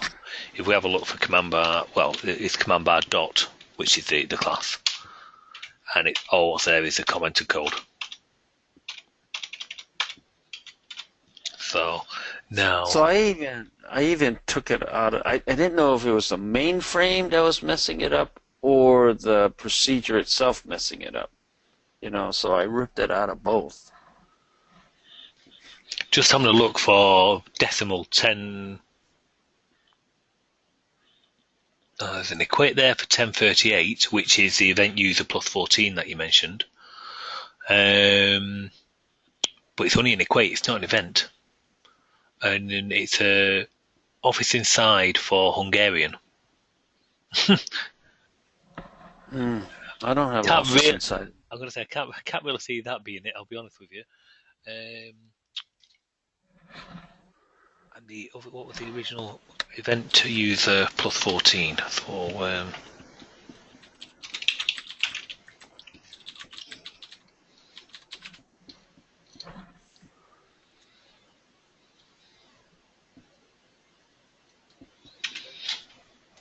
no, it's not there. Just gonna see if I can try and find it for you on the. Hey, so can you do this? Can you go to Tools and bring up the overview? I don't know if you have it in there. Oh, you don't. No, what's that?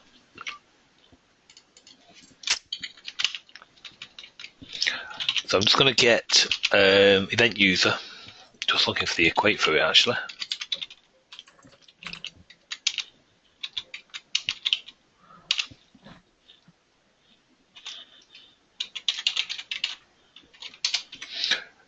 Okay, so it's 400 hex for event user.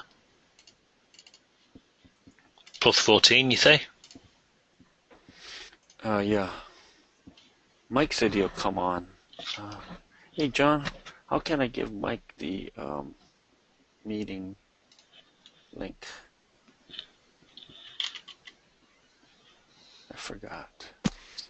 Bottom right where it says Probably already has it because he's been here before. Yeah, I know, but I thought I'd save him time. on the attendees list, bottom right says invite. Click that. It says copy meeting. Oh, shoots, there it is. I had pulled it out, that's why. Thanks.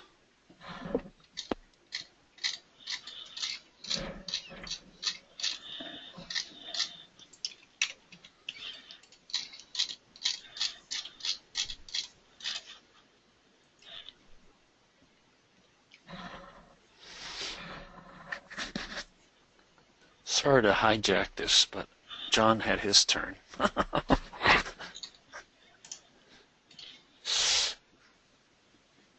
had a long turn. Well, you know what? This at least eliminates any of my code, right? Because I do stuff. And Just having a quick look on the other window, if I'm quiet, for the event 414. See if we can find that. 414. 414H. No. 414H.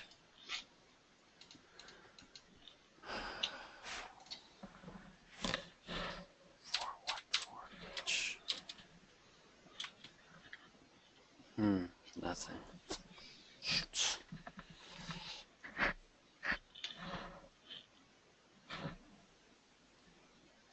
No. No, unfortunately. But that's what I'm seeing. It just doesn't seem to recognize the restore button or. And you got the command bar on the app frame. I do. I have it on the app frame and on the and then the called procedure. Do you have a status bar? I do. Okay, But I'm going to remove you that. know you know the kind of status bar I have, right? the one that you call the bad boy status bar. So I'm going to take that out. Let's see what we can.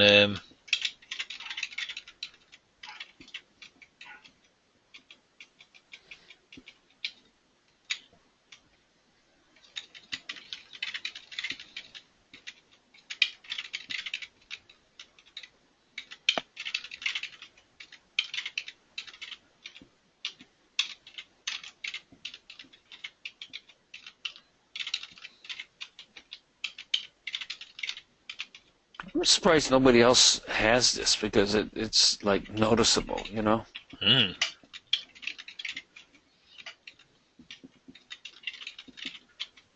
Wow, sorry about that.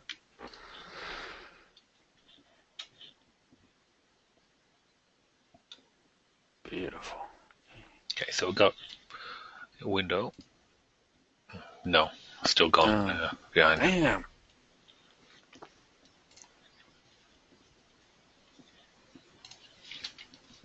I might will probably say this is maximise initially. There's no other things that you have to tweak or anything, I take it. Alright. Where is Mike anyway? Mike, where are you?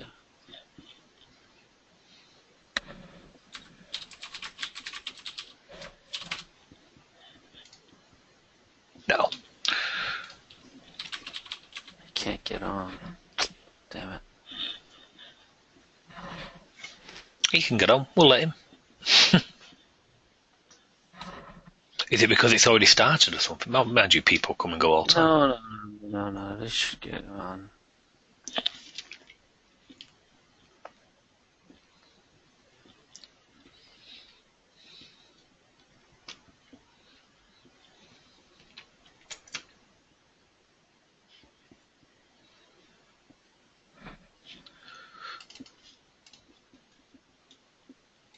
He does say to remove that, in his thing, and then we'll do that bars on tabs. I don't want to see any. So it's got a maximise button, and it's centre. Right, so.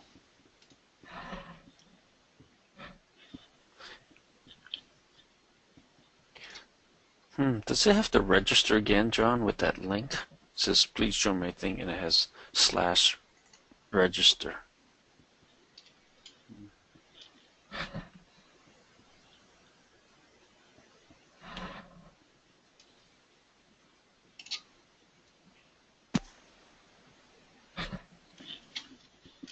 Yeah, I think, well, when you click the link, it asks you for your name and stuff.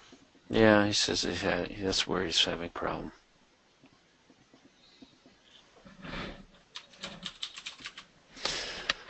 That's interesting. Because when we check that off, it's not seeing the event, it's not maximising it at all.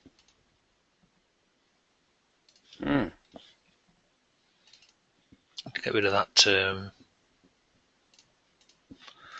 splash window as well. Kind of not needed.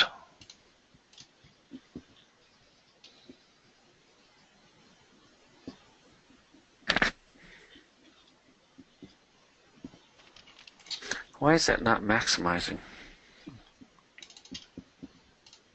Okay.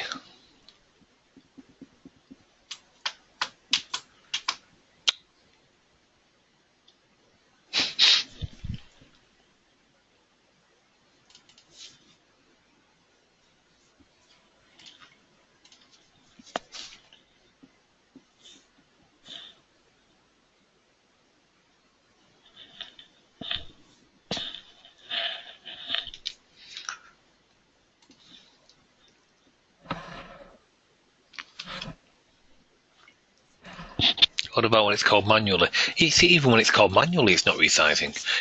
You sure we've not missed a setting on his template? Yeah, that's why I wish he was going. We need you. We need you now. Size resize. Maximise initially.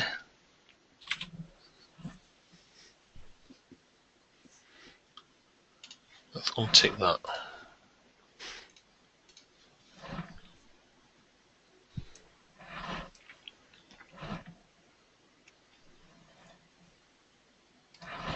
I wonder if I should have a team viewer into mine so you can see this.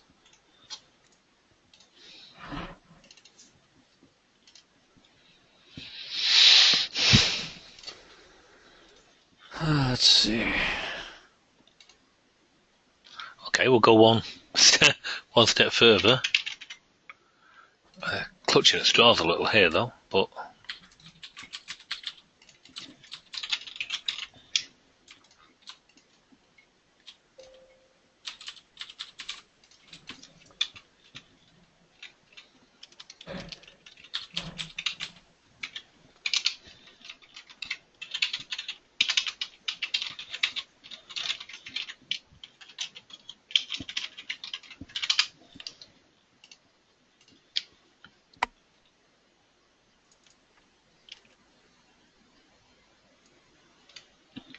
ooh, that's still not maximising that one. Huh. And that the command bar isn't on the app frame now. Still generated though. I could take that out as well if you wanted.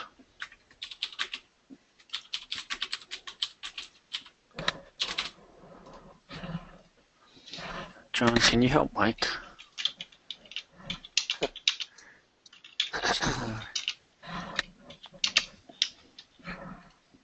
No, there's really no code in there now.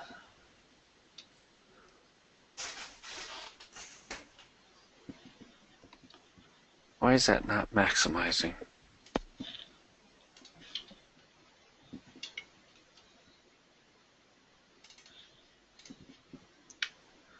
Okay, I'm going to turn that off. Go to that. And we'll have Chloe set it to be maximize.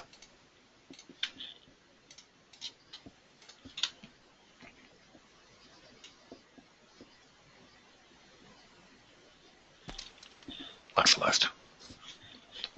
Of course, we can't do anything about it. Oh yeah, we can. We can close it and get back to it. Okay, so when you hit restore, what happens? Oh, it resized right, huh? No, it hasn't.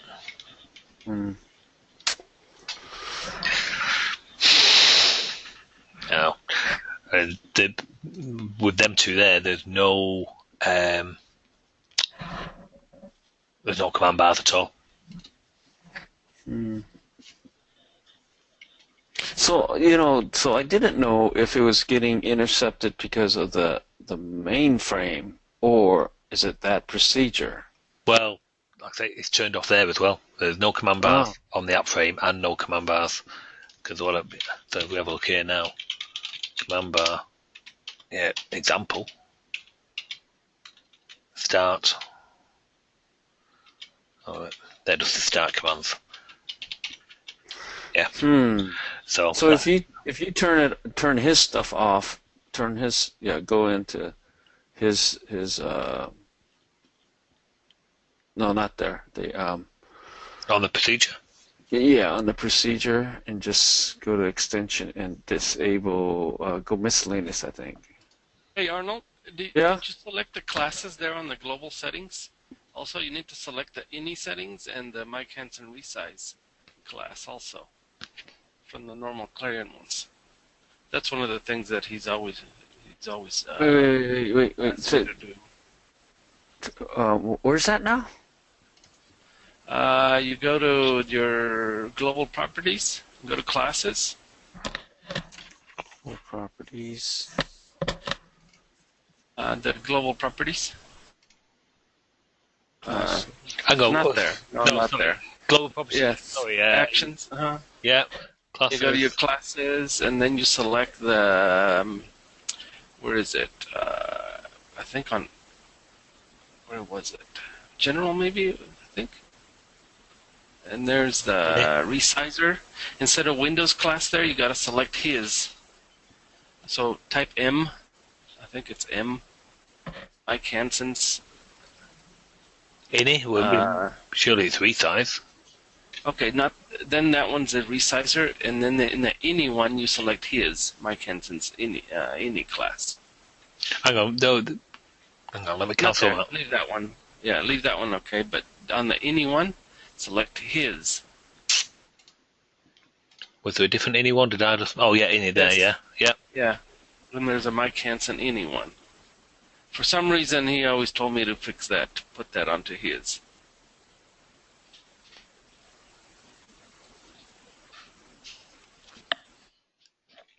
Where is it? I was saying, am I missing a trick here? Because it seems to be the wrong way around. Where's the mini? Where's the mini thing? Ini. I don't know. It appeared in the other one. When I go to resize. Oh, it was there. Any class. That's on the resize. Oh no, that's the soft velocity ini, right? We went to Mike Hansen ini. Well, yeah, no, oh, it is backwards. Yeah. Yeah. But that's on the resize. That's back. And on there, if I do MH, then I get the resize. Maybe it stole it. That's really weird. Here, change the resizer one to resizer first, because maybe he takes it away. Oh, it couldn't be. No. I don't know. Oh, jeez. Oh my God. No, I was going to say they didn't come up on the M. Yeah, it's kind of weird. And you're not even in the South Pole, so I couldn't say it was. You're in our side of the, equator. That's so weird. I don't know, but on the oh, wait a minute. What did you have to do? You had to add some other global? I can't remember. Oh man, I wish you could get in. Come on, Mike. Enter time, locator, quick and day, select. Just to drop his son off at a birthday party. He'll be right back. Who, Mike? Yeah. Oh no. Oh. Life things. He'll be back in a few minutes. Mike Hansen. I don't remember. It was something there. I mean, you select the classes, and then it uses his classes. It says use default ABC Mike Hansen class. Click on that. See if you can have the other appear. Does MH? Does his appear in there? Hello. There's the resize. Hello. Can you hear me? Hello, Yeah. Mike. Hey! I've got to leave in about 5 minutes here. It turns out my it's That's not till 1 okay. o'clock. We know you can solve this in less than 5 minutes. Oh, God, yeah. For some reason, I've got 7 conversations going on right now. It's just really bizarre. And then my son comes in and says, "You have to take me to the birthday." I'm like, you're going to blow up. Anyway. Okay, Thanks, so Mike. what is it Okay, we're go ahead, Andy. Okay, following on from Arnold's. Okay, at the moment we strip back an example app. Yeah. The command bars were actually turned off. We're just manually starting in the window embed. We're manually starting. Not that one. A frame. MDI window. I need to go there. We've currently got that set to maximize. Now we wanted that to be normal and maximize initially on there. Sure. Okay, and so we've got that on there. We've put a browse, I don't know, about further the way down, and the actions on it are to move and grow. Okay, sure. Oh, maybe I made a mistake. Maybe I should have left the Y alone. Now, that isn't the first thing. We're not getting that to come up and maximize unless we use carrying. Interesting. Okay. And ultimately, the maximize initially thing is generally a safer way to go, but it probably will work going with it the other way. Yeah, well, we can do that. That's not a problem because we've played about. So let's just turn that off and put us back. And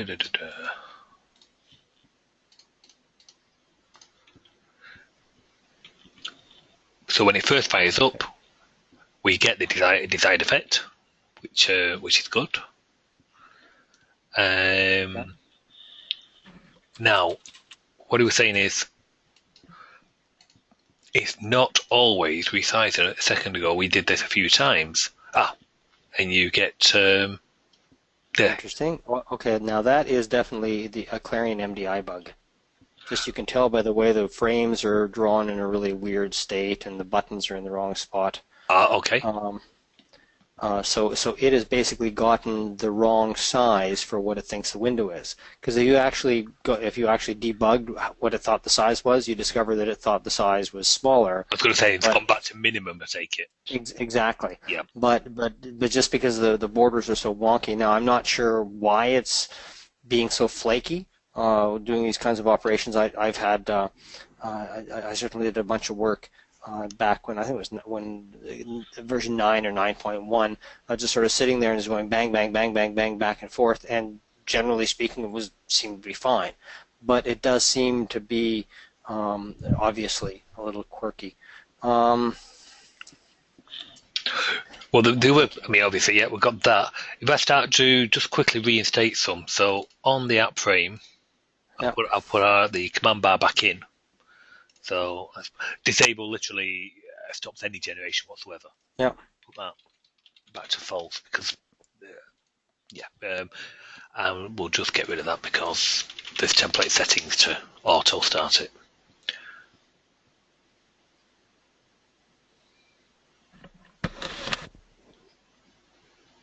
Okay, so that's good because this is I host it in a toolbox window, docked to the top. Not toolbox, docked window to the top. But here, well, you can see one, it's lost. Mine, the resize has gone. Now there's a clue. My resize calculation's gone a bit crazy, and that hasn't. The window hasn't gone maximised. What about there? Nope.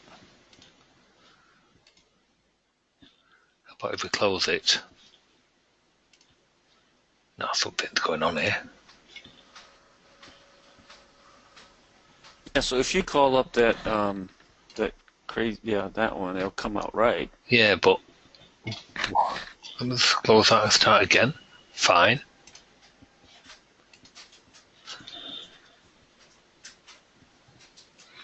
You see, it detects the resize event and remeasures and repaints the container window. The code jock will resize to whatever room it can have, but because it's in a docked window, I need to make sure the window is, such width, such height, depending on what your settings are. For sure. Now, is this bottom? But this should still be maximizing as well. Yeah, for sure. Now, is that bottom thing? Is that a normal MDI child, or is this in a pane? Like, are you? No. This is that same procedure we saw a minute ago, but it's literally I've put it on. In fact, we'll take it off.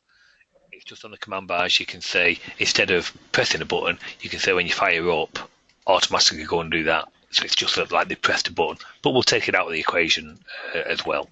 No, that's not what I mean. I'm talking about the window, the child window that we're resizing here. That we're trying to get working. Is it just a normal? Is it just normal MDI child, or is it inside of a pane? A normal MDI child.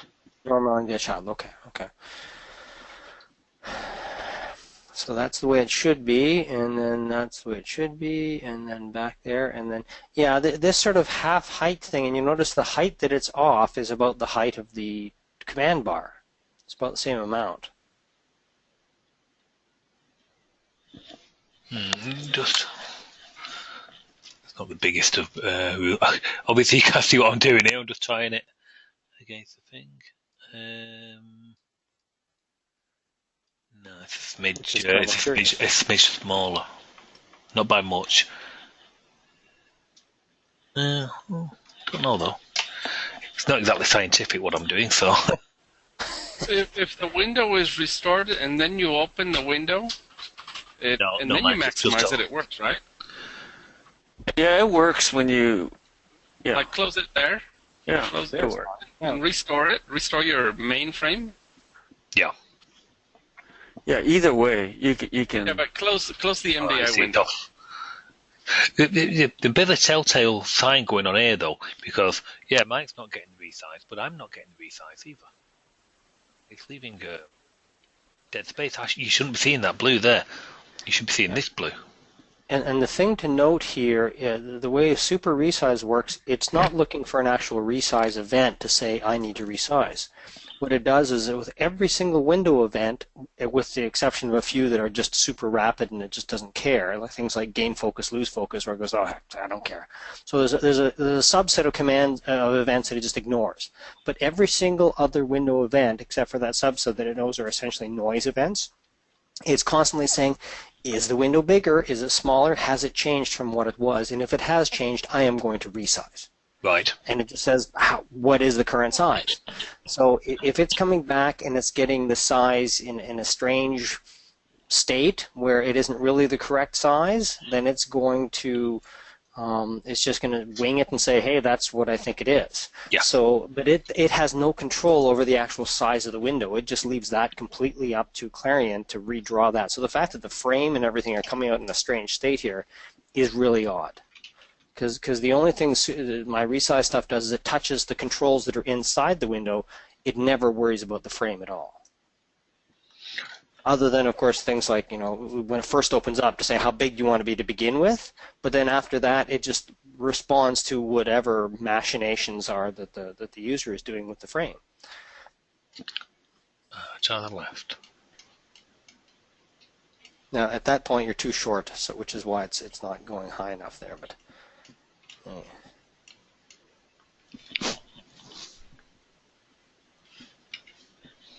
so as you do that, it's sending those events down.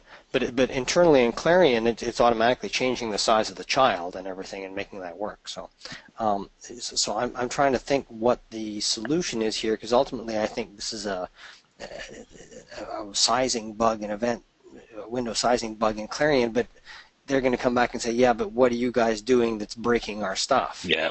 So we've got to figure that out. And as I say, in my case, all I do beyond when the window first initially opens, that's the only time that I would ever look at it. And you know what? It does have to not open maximized, because it needs to know the initial size of the window, and it gets that from the initial size, which is why it complains. But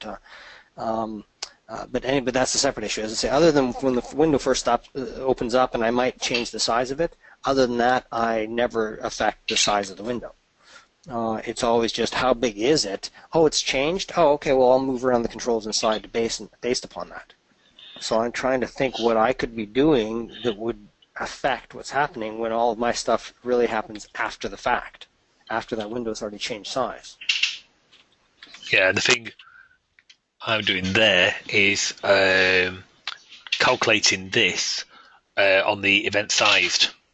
So in the docked window, obviously you've got other things going on, but then it's basically on a case statement of the event sized. As long as I'm not shutting down, oh God, there's another one as well. If I'm not shutting down and the window's not told to float, because you want to set it to can be floating, right, we'll go and synchronize the OCX window, height and width. There's two separate methods. Okay, now you've got that docked window on top, so you to some extent are affecting the determination of what the size of the child area is. Is that correct? Like, I'm not sure how you're managing to get your stuff docked up top and then manage the client area in general. Well, the window at the top, like I say, its definition. Oh, let me bring it in. This might help. Its definition is basically a window, dockable all, because they can control which side it goes to, and a toolbox window. Okay, so it's using Clarion's own docking stuff to do Oh that. yeah, sorry, this is okay. command bar only. In fact, take the command bars out of it, but yeah, there's no docking panes. Now I get you about your pane and so on. No, this is literally just. It's just a pure Clarion, which you just dock. Okay, so it may be that it may be some redrawing stuff that's happening a little weird. Now, are you changing the height of that toolbox as they resize? Yes, basically. We intercept the event sized, and I say, okay, so go with the height. Right, I just realized I've got to take my son to this thing here, so I'll be back in about 6-7 minutes. Okay. Okay, see you in a bit. Wow. Do you think it's a Clarion thing, then? I shouldn't be seeing this, because if we look at the sync height there... that happens to me a bunch, that shadow coming down. No, it shouldn't be. We turn it into pixel mode, probably take a copy of it first, yeah. So we take, even though it's my window, so I know it's in pixel mode, but that's kind of irrelevant, it's good practice. So the parent window, I take a copy of both of those. I switch the parent window into pixels, go and calculate. So its calc size is either the height of the parent window, as long as it's greater than 2. I take 3 off it, must be to do with border and so on. And then I put it back, and then I manipulate the OCX window.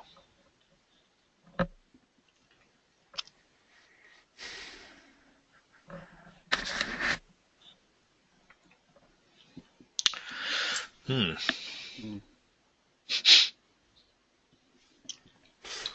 wonder if is this the latest? Yep.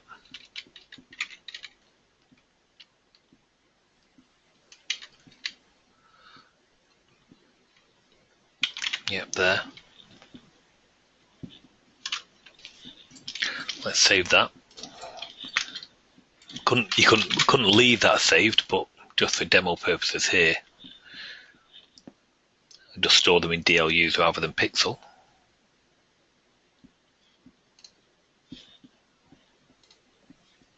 Yeah, it's not really helping it anyway. So it's still getting it wrong, whether I'm calculating it in one or the other. So that shadow is actually behind that toolbar, right? I mean, It's the remainder of the window. Yeah.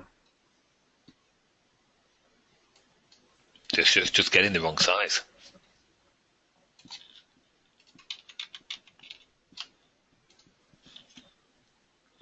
Nobody else is seeing that shadow come down. I mean, it happens to me not all the time, but some of the time.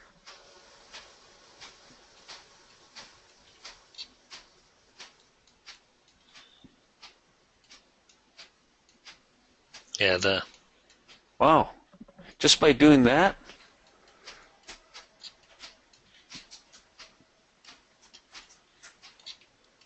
But once it comes, oh, I was thinking once it comes, it stays, doesn't it?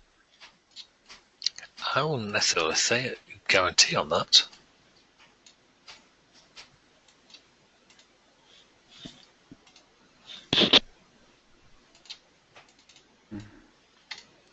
Yeah. So it went away when you pulled it off. I would have to recalculate because now I don't need that space. So it does have a look at the room that it's required. Because if that's floating, then it doesn't need as much room. Oop.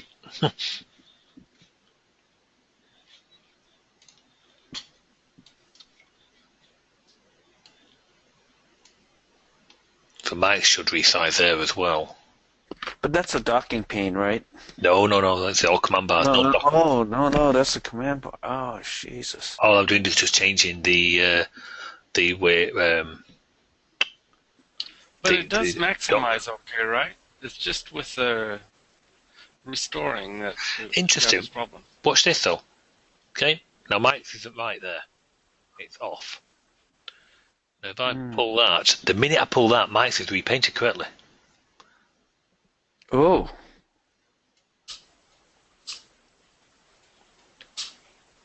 Yeah, and also it'll correct it if you maximize it, right? If you maximize a frame, that corrects it also. So maximize works, but restore doesn't.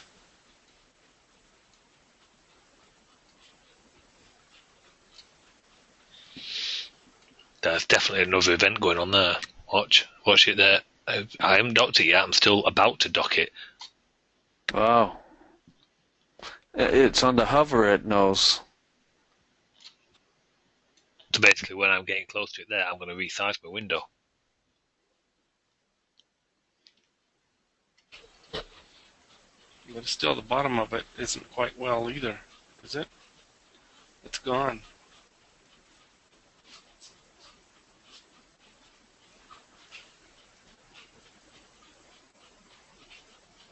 Oof.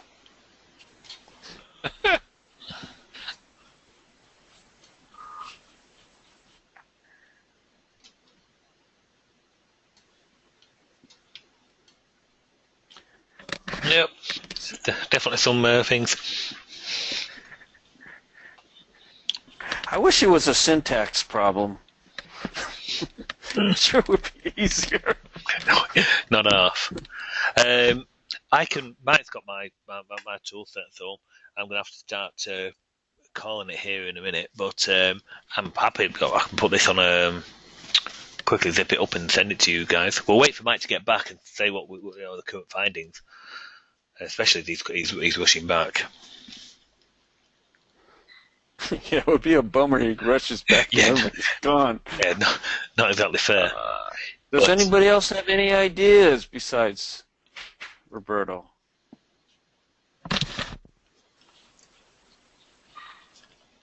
I don't have any ideas. I just know it doesn't work right. And I've had the resizing issues, especially when you work with two monitors. The resizing also is wonky. especially when you open your app for the first time. It's weird. I mean, What's weird? you have two monitors. Yeah. Yeah. And you And the pull the resizing. stuff to the other one. Well, if you start on one monitor, sometimes it Yeah. works, but if you start on the other one, then like the MDI child will think it's a different size than what the frame is actually at, and there's just all kinds of wonky things going on. I really don't know whether it's Clarion's fault or the resizer fault. I don't know. I've just had too much problem with it. So what did you do? Just not. Well, Have it. do the Foxmox resizing. It doesn't really do the MDI child resizers. It's actually reading the size of the frame, and then it'll actually kind of fit itself into the frame. This mic has something similar to that, and that's just using the fit to frame. I don't know. There's a class that he calls that kind of fits it to the frame instead of doing the MDI things. Because So the you have problem is the MDI sizing. Mm. So it's just sometimes it doesn't know what size the main frame is for some reason. And it resizes at it, sometimes it grabs the whole resolution, like the whole horizontal resolution of both monitors, and the MDI is that big. But the main frame isn't. Hey, when Mike comes back, we should ask him about that global class. I wonder if that makes a Yeah, difference. I mean that's how he helped me out with it, because he said use my ini settings and use But like, yeah, the thing is, he said his stuff only affects what's in that one browse window, that procedure window, right? It's not in the frame. It doesn't affect the frame. It affects just, I don't know. Well, the controls inside that window, yeah, but still the MDIs are being changed. I mean, I don't know. Okay. I wish they'd fix it because it is awkward, and it's the only programming language that does that to me. Ooh. Oh, my WinDev applications don't do that. Well, so it might be soft velocity then. Well, don't tell Diego.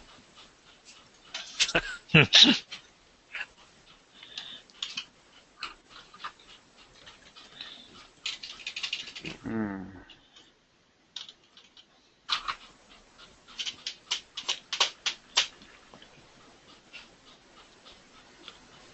Another thing you could do, Yeah. Arnold, is to get I'm rid back. of your Get rid of what? frames. Get rid of my frame. Go SDI.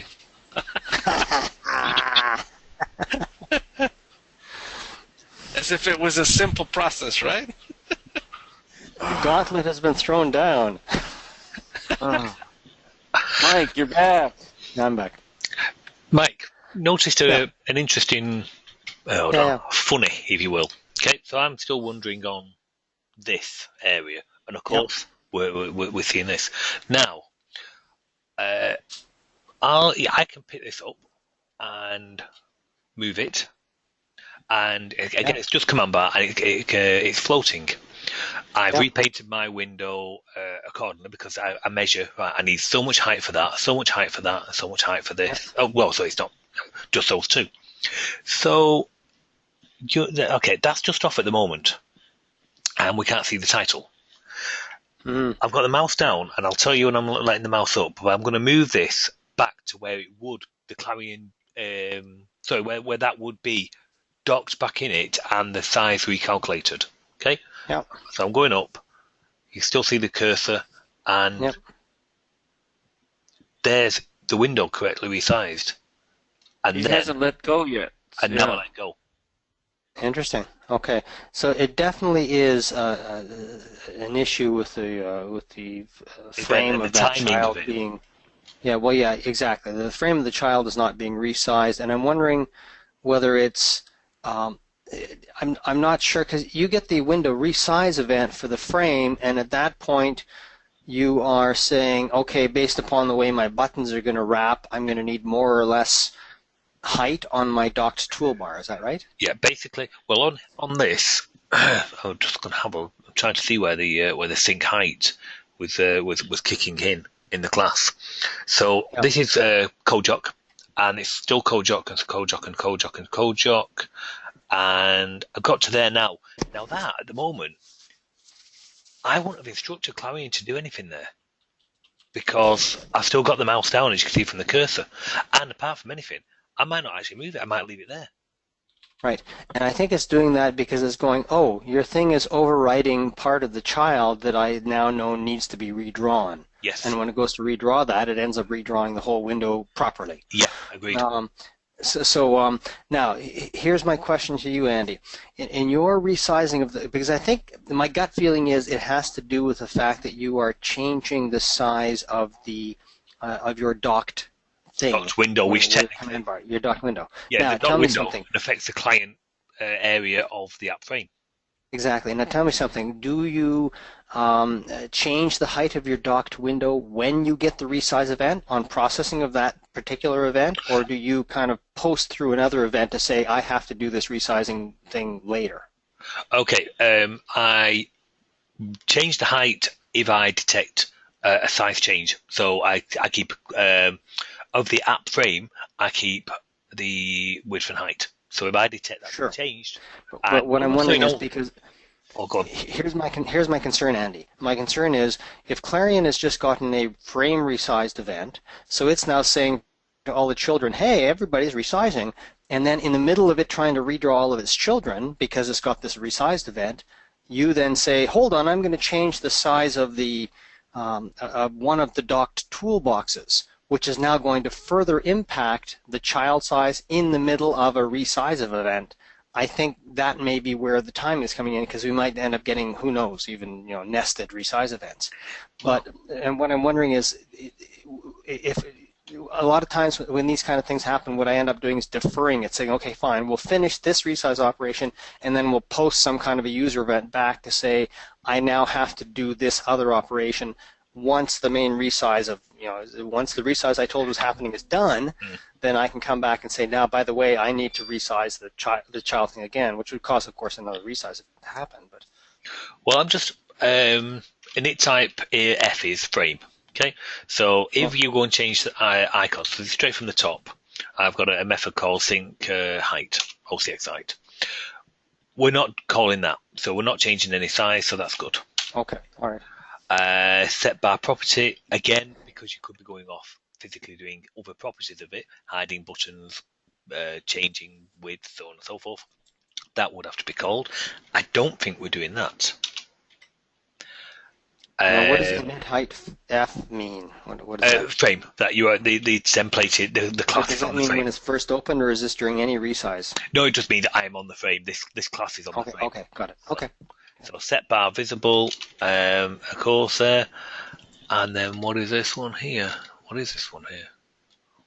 Sync bar hiding strategy. No, we haven't got that turned on this one. Okay. The code itself is where it will go off, and so as for the height, as long as we're not docked to the left and we're not docked to the right, because that would be a bit pointless. Yeah. Then it will go off and cut a thing called calc overall height. That just brings you back. We'll jump there and we'll have a quick look at that. But all that does is go and measure the height of the bars that we have. So each bar, we get the height of it so that we can then determine what the overall height is that we're going to need. Because it may end up wrapping and creating more height. Yeah, well, basically, in this now, I've measured via that. It's gone through that. It sees that as a bar, that as a bar, that as a bar. So it says, get the height of that. Is it docked? Yes, get the height of it.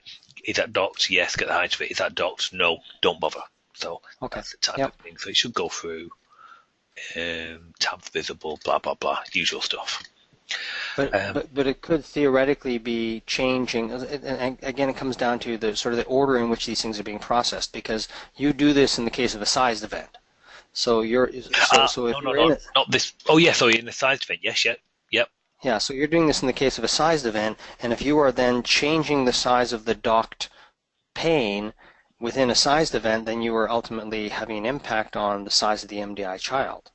Yes, on the client area in the frame. Yeah, and I'm wondering if by doing that, see, you don't really have any control over when it comes to tell you it's resized versus telling any other client childs that are also resized at the same time because of this frame resizing. And I'm wondering, because essentially you're changing the rules while it's still in the middle of telling everybody that they're resized. Well, you see here, this is CodeJock. Yeah. Now let's just get it so we can see. Right, there's an issue. Yep. So that's good. That's what we wanted. You see, we shouldn't be getting these. I shouldn't be getting that now because it's sized and that same code has just been calculated.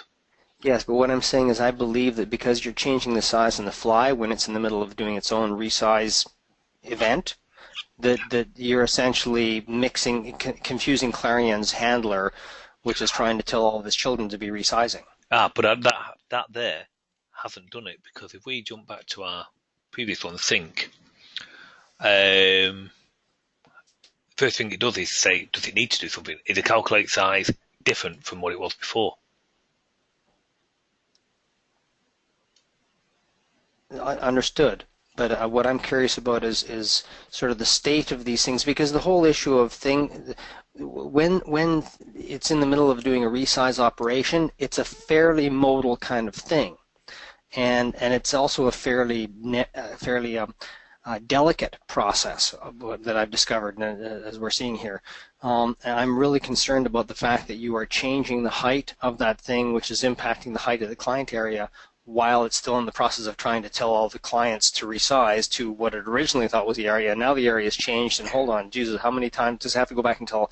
Maybe it's telling your thing three steps, and maybe there's 10 child windows, and it's telling yours 3 steps down, and suddenly it's got to go back and tell the first 5 Definitely that it's got to do its resizing again. You know what I'm saying? This is what I'm concerned is happening. Well, a little earlier, what we also did is we took the command bar out and just called it on a regular start command, and again we could get the same there. Now, of course, but there was still a docking. But there was still a docking panel there. No, with no code generated at all. So we actually took that out of the equation. It was a bit like using the invoice app. But I'm saying. Okay, in the invoice app, so there was no docked. Well, it's the equivalent of, sorry. You know what I mean? There was no docked window. There was no class even defined. There was no code generated. I'm not talking about. No, I'm just saying. Did you have a docked window? No, because that is part of the generated code. Oh, is it? Okay. All right. Yeah. So it wasn't like okay. So you didn't have like a separate window container that happened to be docked, which would. Because I'm just wondering. What I'm trying to get a sense of is it the fact that it's a docking pane, a docked toolbox at all? Yeah. No, that wasn't. Okay. That wasn't there. But we could still get it. So, which does lead me to believe that it's the events, not necessarily triggering as either as often or timing right, if you know what I mean. Exactly. And like I say, when you do a mainframe operation, it really has to not only resize all of those child windows, but it has to then fire all the events for all the child windows that are currently open. And I'm really quite intrigued at the whole to try and envision all of the Windows events that are flying around at that particular point in time, especially considering the MDI code likes to be a little cranky in the kernel as far as doing the callbacks and everything.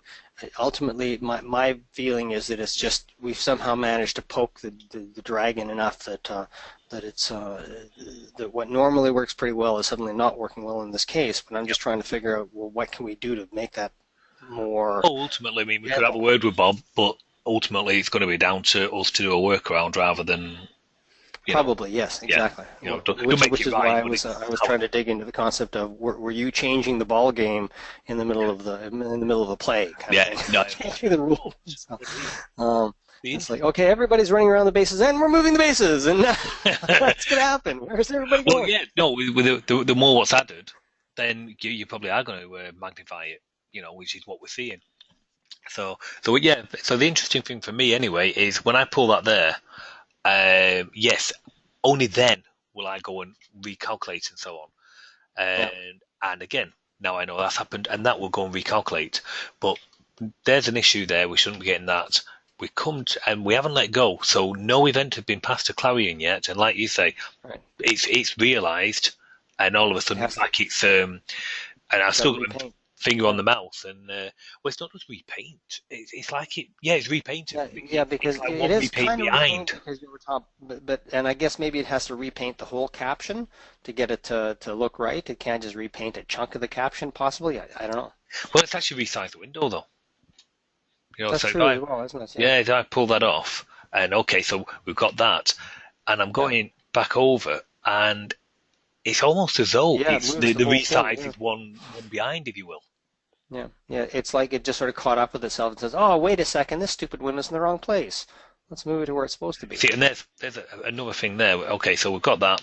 We know we can drag that over, and yours is right, perfect. And that it's one behind. No, I won't float left. I won't float it. I'll just move it left. Move it. Yeah. And I'm not. That doesn't cause a resize. All I'm doing there is just pulling a bar, and hey presto, just enough events. So here's what I think is going on: is I think internally Alexei knows where the window's supposed to be, but somehow he hasn't caught up with all the drawing events, and it's not until he sees some more of our window machinations that he gets a chance to compare what the window really is to what it's supposed to be, and he's able to, in his synchronization workaround code, say, "Oh, I just realized that they managed to catch us, but hey, let's just fix it on the fly." So he's trying to. I think Alexei's trying to fix it on the fly, but it's not catching it as much as it should, and I'm curious as to what we could potentially do to make that better. I wonder, something simple as post an event sized at the end, or event resize and do resize at the end? Would the RTL be enough to trigger it? That would concern me, because event sized is one of those ones that is, I suppose if you were posting it to all the child windows, but if you posted it to the main frame, maybe post it to the main frame again, possibly? Let's give it a go. So this is just in the command bar one. This is override the common class. Yeah. So do you know what? We'll just go carte blanche. We'll just do it here. Now, would you say sized, or would you want to do resize? I would say sized. Well, yeah, it's interesting because normally they do an event sized, and then we can try it either way. But the event sized, they a lot of times kind of defer, and then they eventually post the event do resize later when they know it's safer. So do resize is actually more a please go do the job now. Yeah, rather couldn't do it earlier, so I wouldn't let you. Whereas in this case, what we're trying to do is we're trying to trick out the system to say, hey, just pretend that you saw something happen and that you just need to double check the world. Joel. So we're just trying to poke it with a stick and see what happens. Let's go with a few. No, don't put a bunch. Just put one in at a time. You reckon? Don't. Oh God, yeah. No, don't change a bunch of things. Just change it one at a time. So now we had a. It's not working, so I'm going to drop this bucket of bolts into this flying wingy thing and see what happens. I don't know which bolt's going to help it. One of these bolts might work. So let's get our. Okay, so we've definitely got. Still got a problem. So it's not working. Yeah, yours or is. Is it? Yeah, yours is. Oh, is it? Okay, mine is, but yours is. Well, yeah, not quite. Because look at that. Okay. Oh, I see. Yeah, so you got that extra blue stripe still. Right? Yeah, but that's the dead area of my client window, which shouldn't be there. Oh, okay. Yeah, so if I was to pull that there, and yours is resized correctly, and if I was to do that there, and yours is resized correctly. So that's better. So that's definitely a bit better. It's just why am I getting wonky. Why am I getting that? No, Now that's it's broken not. And Now all I it's did worse. is, and now all I did is just the size. Yeah. There, just resize. And now it's all right again. Slightly better, but you still got the dead area. Well, we're tackling two things, and that would. Oh, wow! Did you see that? That's definitely event driven. Because yours, the window, yours, sorry, but you know the Went window bad for a second and then went bad and good. then went good. Yeah. So the event size is at least helping mine, but it's not helping yours. But it only helps it some of the time. It's like it's got a constant battle as to it knowing what it should be doing at any given point in time. Okay, that's the sized. Do resize. I very much doubt that'll be any better. And with mine, it looks like mine is always resizing based upon what it thinks the window's size is, but sometimes it's drawn in the wrong place. Sometimes it's drawn high, sometimes it's drawn low. But mine at least is resizing the controls within it correctly. Well, the but it's size not getting definitely, the size has definitely helped. Yeah. Which would tie in with the triggering of the sync, because that is on the event sized. Exactly. So that would make sense. And I don't think event resize or do resize would help. Actually, no, I didn't know. Just curiosity Yeah. to.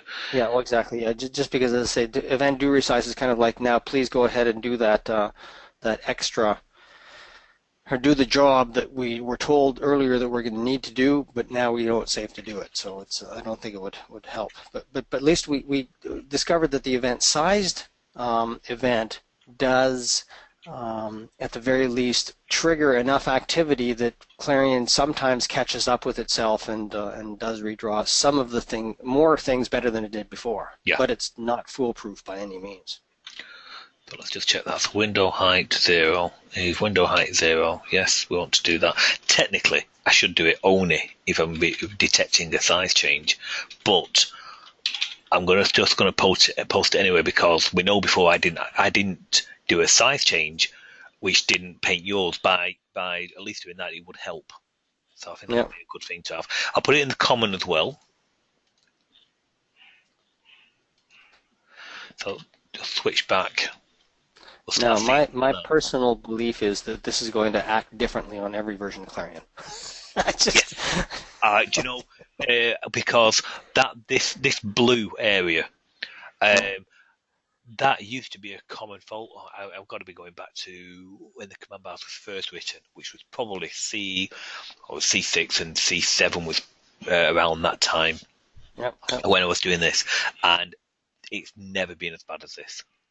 Yeah, we've definitely got something's gone on. I'd take some convincing otherwise. And repaint correctly, and repaint correctly. Interesting. So, Arnold, there's a quick one-liner which will help for you, so you get your users off your back. I need to have a look at why this. What I want to know, Arnold, is do your users really jack their windows around that much that they'd even notice this? They notice it when they pull it to another screen. Oh, okay. And they do that a lot, do they? Because I know everybody works a little differently, but I tend to just dock my windows and say, it's there. That's where it's going to be. I don't drag it around or resize it all the time.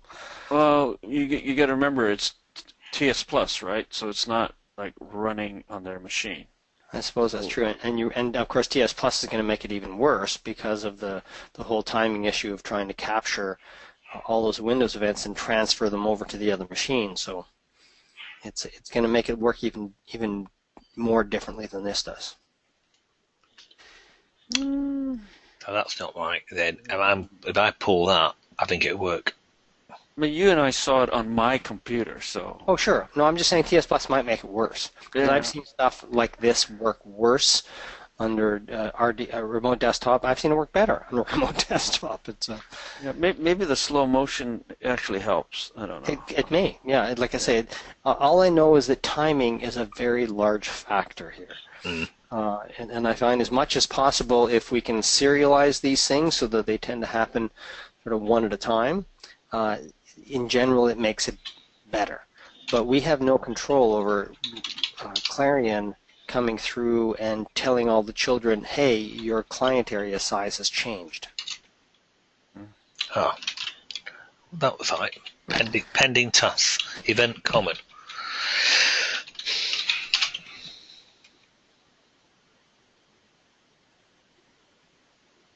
God, it's a while since I wrote this. I can't even think what pending task is. Don't break stuff now. Oh, no. No, I'm just trying to think what it is. Oh, yes. I remember what it is. No, it won't help us. Yep.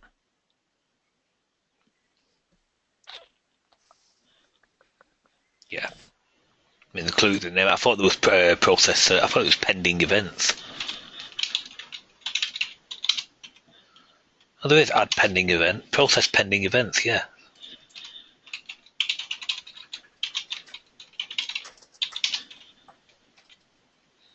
Claims for that. Okay.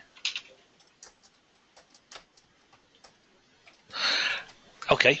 Yeah, that would work. So I need add.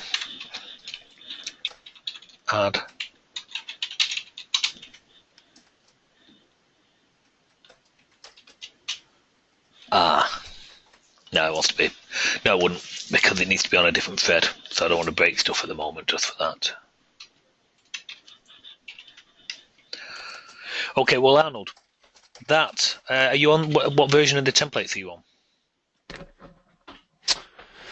Oh, 355. 355.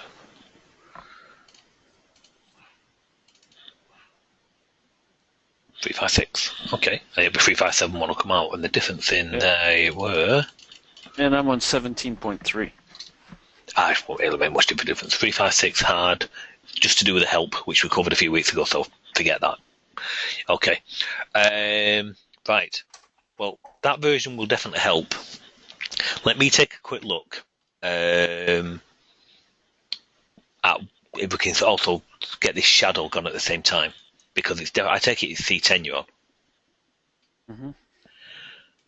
Yeah. There's no reason why we should be getting that shadow. So whether we have a ribbon bar or a command bar, it would have the same kind. Same thing, yeah. You're not like there with the mics. It's not. There's still the issue there. Yeah. All we've done is we've helped it.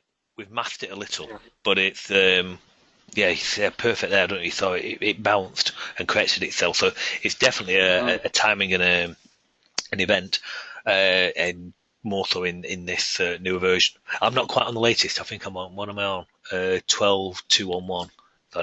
That said, I'm not quite on the latest, but I'm kind of presuming that'll still be an issue, Yeah, and I'm not even sure what we could do, because ultimately the fault really is that Clarion is not drawing the frame, drawing that MDI child, first of all, in the right place. It's got it in the wrong spot, and it's not drawing it correctly as far as the way the caption should appear and everything else. Mm-hmm. So I don't know how we're going to force Clarion, other than, as I say, poking it with a stick, which we've tried doing just now. I'm not sure how we're going to trick it out to say, hey, by the way, you probably screwed up. Maybe you should fix yourself. Because that's ultimately. So we just kind of threw the one event in and said, hey, look at it, figured it out. Oh, it didn't. Oh, it does. Oh, it doesn't. It's like, so it's a little better. I guess I can always open and close and open the window, which is stupid. Not really. No, don't. I wouldn't go to that extent. I wonder if there's something we could do. I don't know.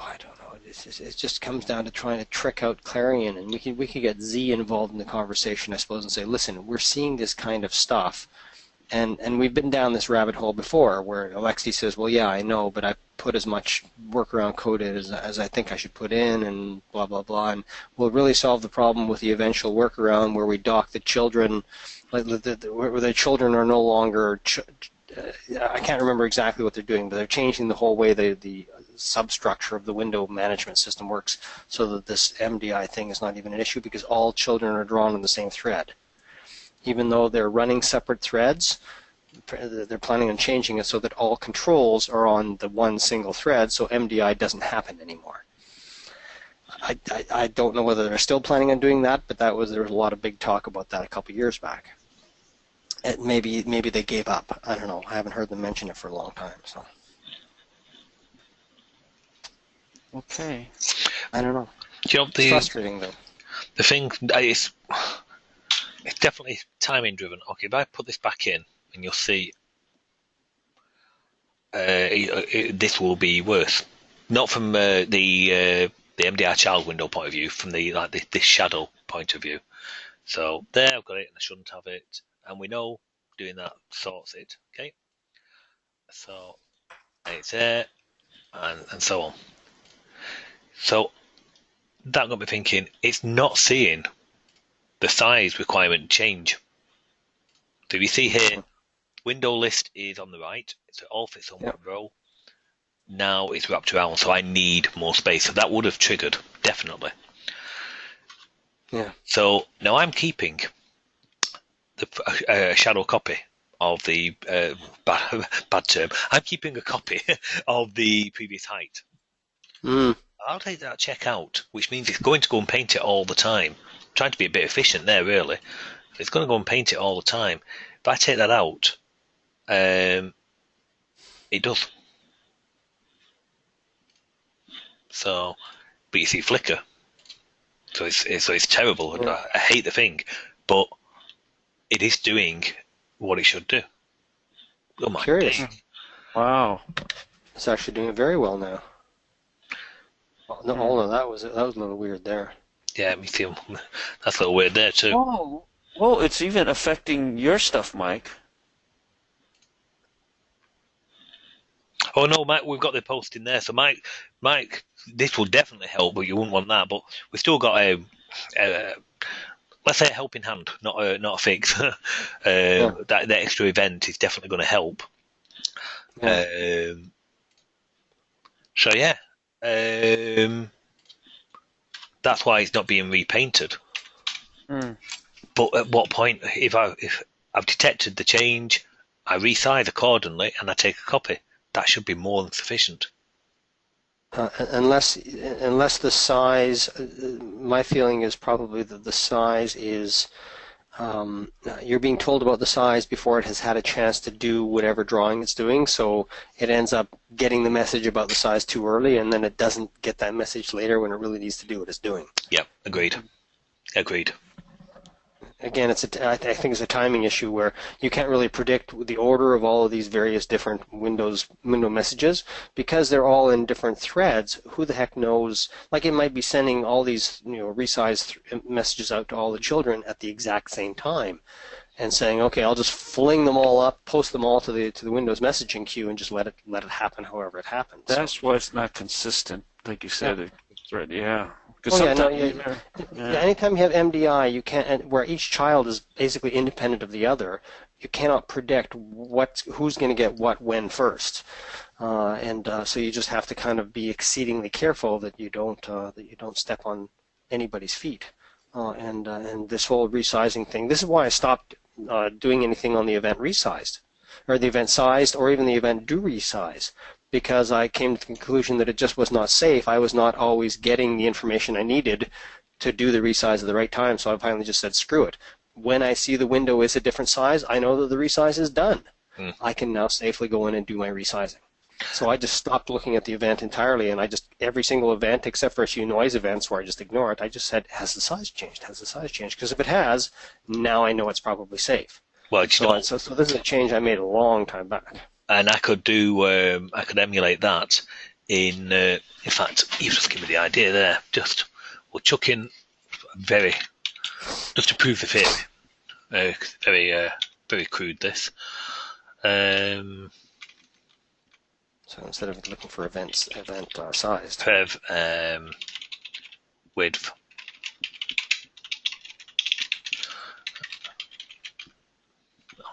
Actually, I'll prefix them so I know that blatantly it's me. Okay, let's put those in there. Oh, and in the call of that, which should be in the take that out of here, Copy those lines. and I just want it to be actioning all the time. So if class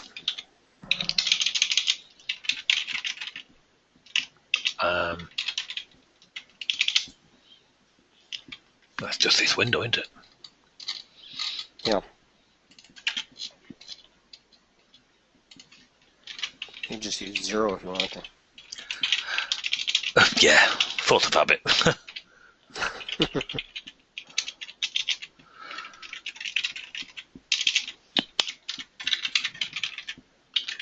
When you write not equals instead of left brace right, or less than right, greater than. Again, force of habit. Although I'm not sure where that came from. There's one particular language where it didn't. Which one was it? I'm not sure. It was TAF. Something like that, where you couldn't have it. So I just stopped using it. Okay, so with either one of those, then I'll blatantly just do that. But I'll take a copy straight away at that point. Now, would I want to take a copy at that point? Yeah, absolutely. Yeah, for sure. Yeah. Oh, just cut that off. Sorry about that. The core was melting down, was it? That was my ringtone. Oh my God. Mine is better. Or running. I'd like to make sure I don't miss it. Okay, very crude, but let's just see if that helps. So, just like you say, Mike, if you can't trust that, do it yourself. Now, exactly. I could filter It's from firing there. on every single event, Yeah. which is fine. Now, if we do discover this works, then we can go and find that list of events that I use to say they're noise events. Okay. That still does it. Look at that. No. You see the resize there? Didn't see it there. Yeah.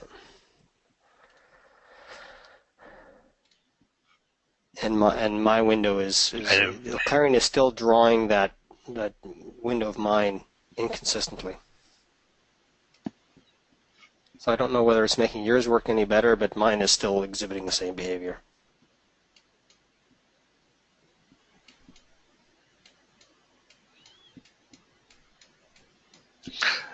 No event is triggering at all there because that isn't wrapping.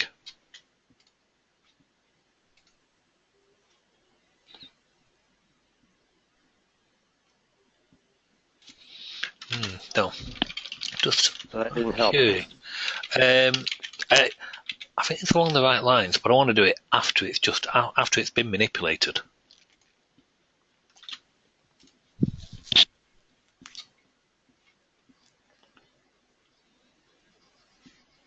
No, I can't see how that's going to make any difference, Andy.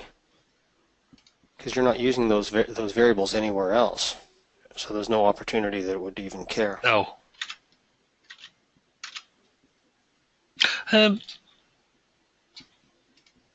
Whoa, did it even compile? Yeah. Yeah, it's got the same issues as it had been. At least on my stuff, it's got the same issues. Yeah, you see, it's not. Yeah, it's definitely.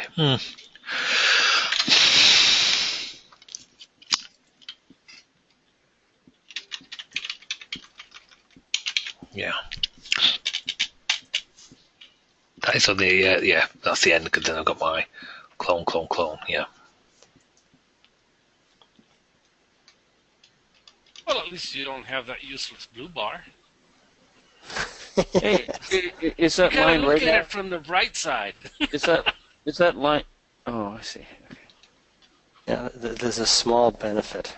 Slight ray of sunshine coming through that big stormy Right. cloud. With the lightning bolts that keep popping out of nowhere. What the heck? Doesn't mean we shouldn't need that though, both in there and in the common.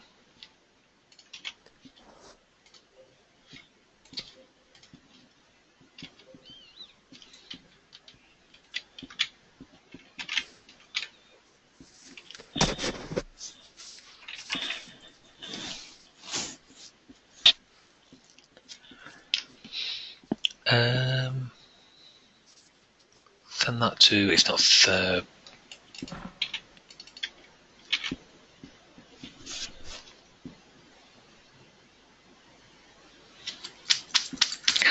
And there should be one of them. What needs taking out in here as well.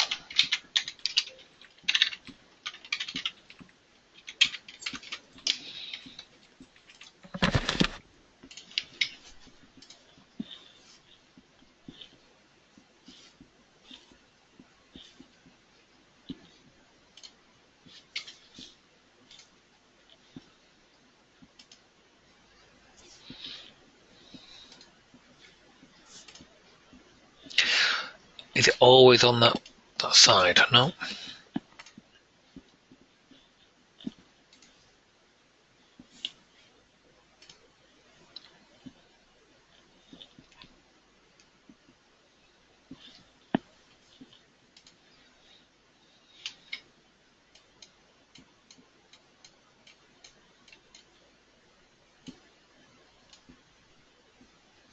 Oh no, it's not doing it on there at all now.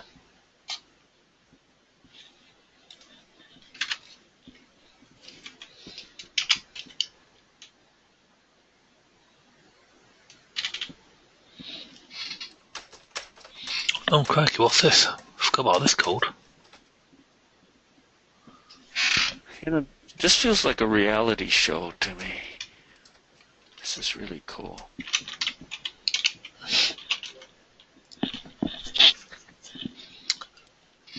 Well, you know, I already had something in for this.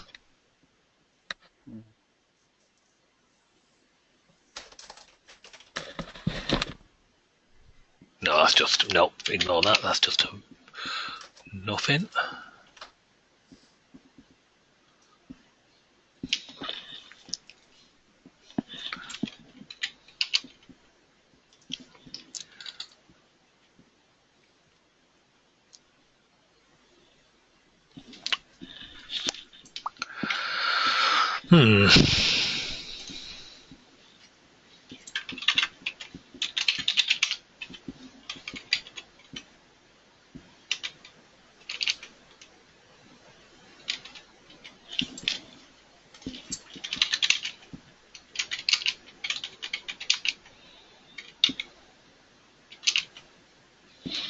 Underwear.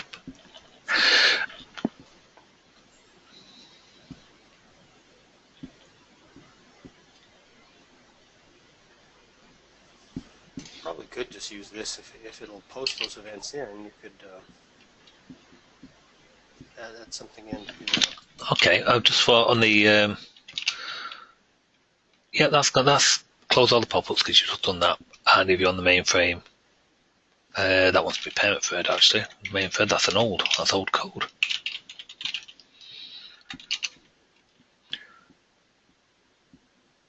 If the window's been moved, yep, do that.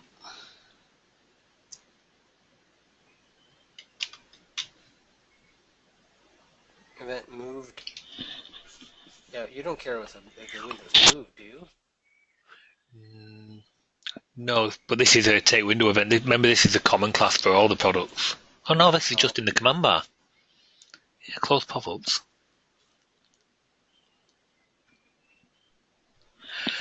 Don't know about that one. Assuming that they automatically redraw within their toolbox, you wouldn't really care if it's moving. Unless, I suppose, if the toolbox moved from one side to the other or something, then maybe it needs to, if it moved from the top to the side or something, you would want to process that.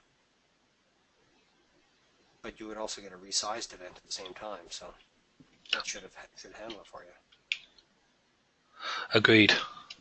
Event funk, is it that one? No.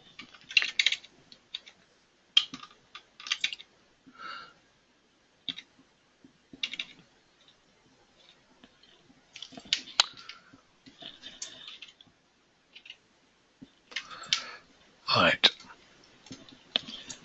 I'm looking in here, that's why I couldn't find it. I'm looking for that event size because I only commented it.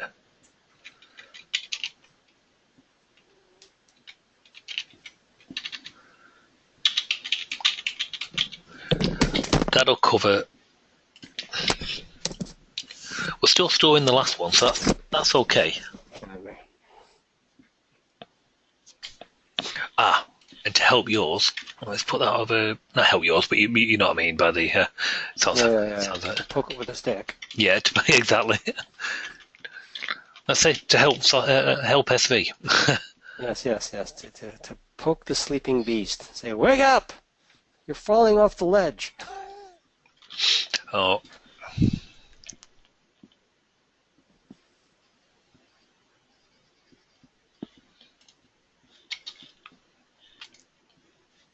No. That's back again. And no, it's made it worse by using that.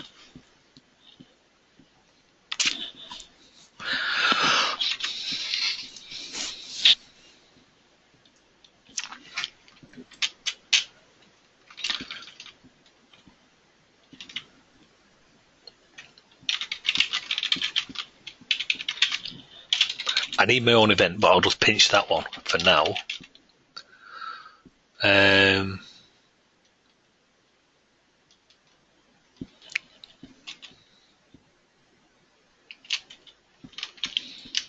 it was in here.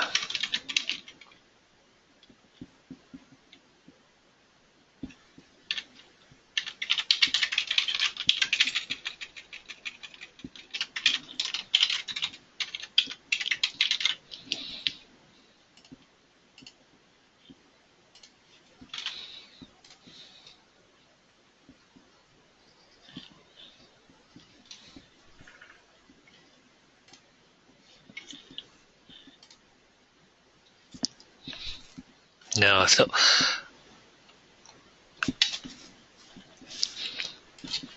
that should be wrapping. Yeah, Okay, I shall play about and see one if I can see that shadow and see what we can do with helping the other window, and then I'll get it to that particular point and pass a copy to both you and Arnold and Mike, to you Arnold, you Mike, okay. And of the templates as well, obviously, because you're going to need the latest. Put it in an environment and play about and see what your findings are on that as well. But I'm going to have to call it now because we're fast approaching 3 hours, and I'm going to have to, apart from anything, take a comfort break. But yeah, I'll undo a couple of these. No, I'll leave them for that for the morning. You'll get it in the next couple of days. Let me flush through some of this. That's not really helped because what it's got to do, the end result, one, it's got to at least help this window be correct. Like it's perfect there. You see, it resized after. It looked rubbish, but the end result for the user was half a second later they got the window in the right place. Yeah. It's going to be better than not having it at all, or you know, exactly. So it's a best of a bad situation. But if I can get rid of that this shadow as well, mind you, I can't get the shadow now.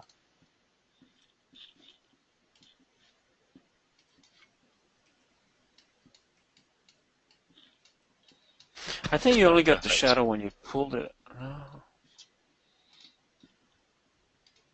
No, it's still not perfect. So I just want to take the timing thing out of the equation and put it fully under our control. And then what I'll do at the end is I can post a particular event, the event sized, or Mike, if you need me to post another event. Mind you, the MDR Charles wouldn't get that anyway, would it? No, and that's the thing. That's the thing, yeah. For my stuff, I just see that, hey, the window's a different size now. I will draw myself wherever you tell me that the window is, and Clarion is telling me it's in the wrong place. Yeah, got you. Well, the last thing I'll do is I'll post at least that event sized seems to have helped yours. So after I've made sure I don't get my shadow and I've got my correct sizes and stored them correctly, then I'll do I'll post the event sized, which will hopefully at least help a little. Okay, because obviously under the covers, Alexi has the concept of I know where the windows should be, and I can look at the screen and see where they really are. And every once in a while, he goes, "Oh crap, they're in the wrong place. Well, let's just move them to where they're supposed to be." And so that's what's going on behind the scenes. I just don't know what triggers him to say, "I need to make the world better again." and I don't know that there is any kind of a hook into that we could theoretically call. And we might want to reach out to Z on that. I've long since stopped sending messages to Alexei because at one point he just got irritated with me. I think because of our conversations back and forth, and because he made a couple of changes for me that ended up blowing up the world, he decided that he didn't like me. It's safer to not do. Yes, exactly. So I won't bother reaching out to Alexei myself, but ultimately I think that might be what we have to do is to say, here's how we want to deal with it. And I'm also quite curious as to whether or not Soft Velocity still wants to do this magical thing where every single control is a child of the main thread, so that to try and prevent the whole issue with the MDI docking to begin with. So. Well, I suppose never say never. I never thought they'd put Reg-free com in, but he sat down at one of the DevCons and asked what we would like. I asked for that and got it. So fair play to him. Fair play to him. Exactly. Yeah, for sure. Yeah. Cool. Alrighty, thank you, Andy. Okay. Thank you, everybody. Anybody who's still watching the recording at this point, we'll let you know how we go in a couple of weeks. yeah. You need to get out. No. And if you just jumped to the end and heard the comment about being amazing, you're still amazing. So there you go. Okay. Well, I'm glad you could reproduce that in your testing. That was great. It's half the battle. Oh, exactly. Yeah, if you can't reproduce the bug, you can't fix a bug. Plain and simple. So I wonder, after you do all the fixes, how does it affect the other guys, the resizing from Soft Velocity and from resize, split and resize? All this will go back through a full test. Like I say, I have the I think Mike had gone, taken your child to the party, but there's I have to go through each one of those. So, you've just kissed goodbye to an afternoon for me. So thank you for that. Oh, you're welcome. You're more than welcome, Andre. But let's see what we can do. A couple of days, midweek, later this week, You'll have a zip file with all you need. Okay, thanks so much. No problem. Okay, and on that note, we shall wrap it up. Cheers. Hey, goodbye all. All right. Thank you, guys. Bye. Thanks for coming on. Bye. Bye. Bye, Andy.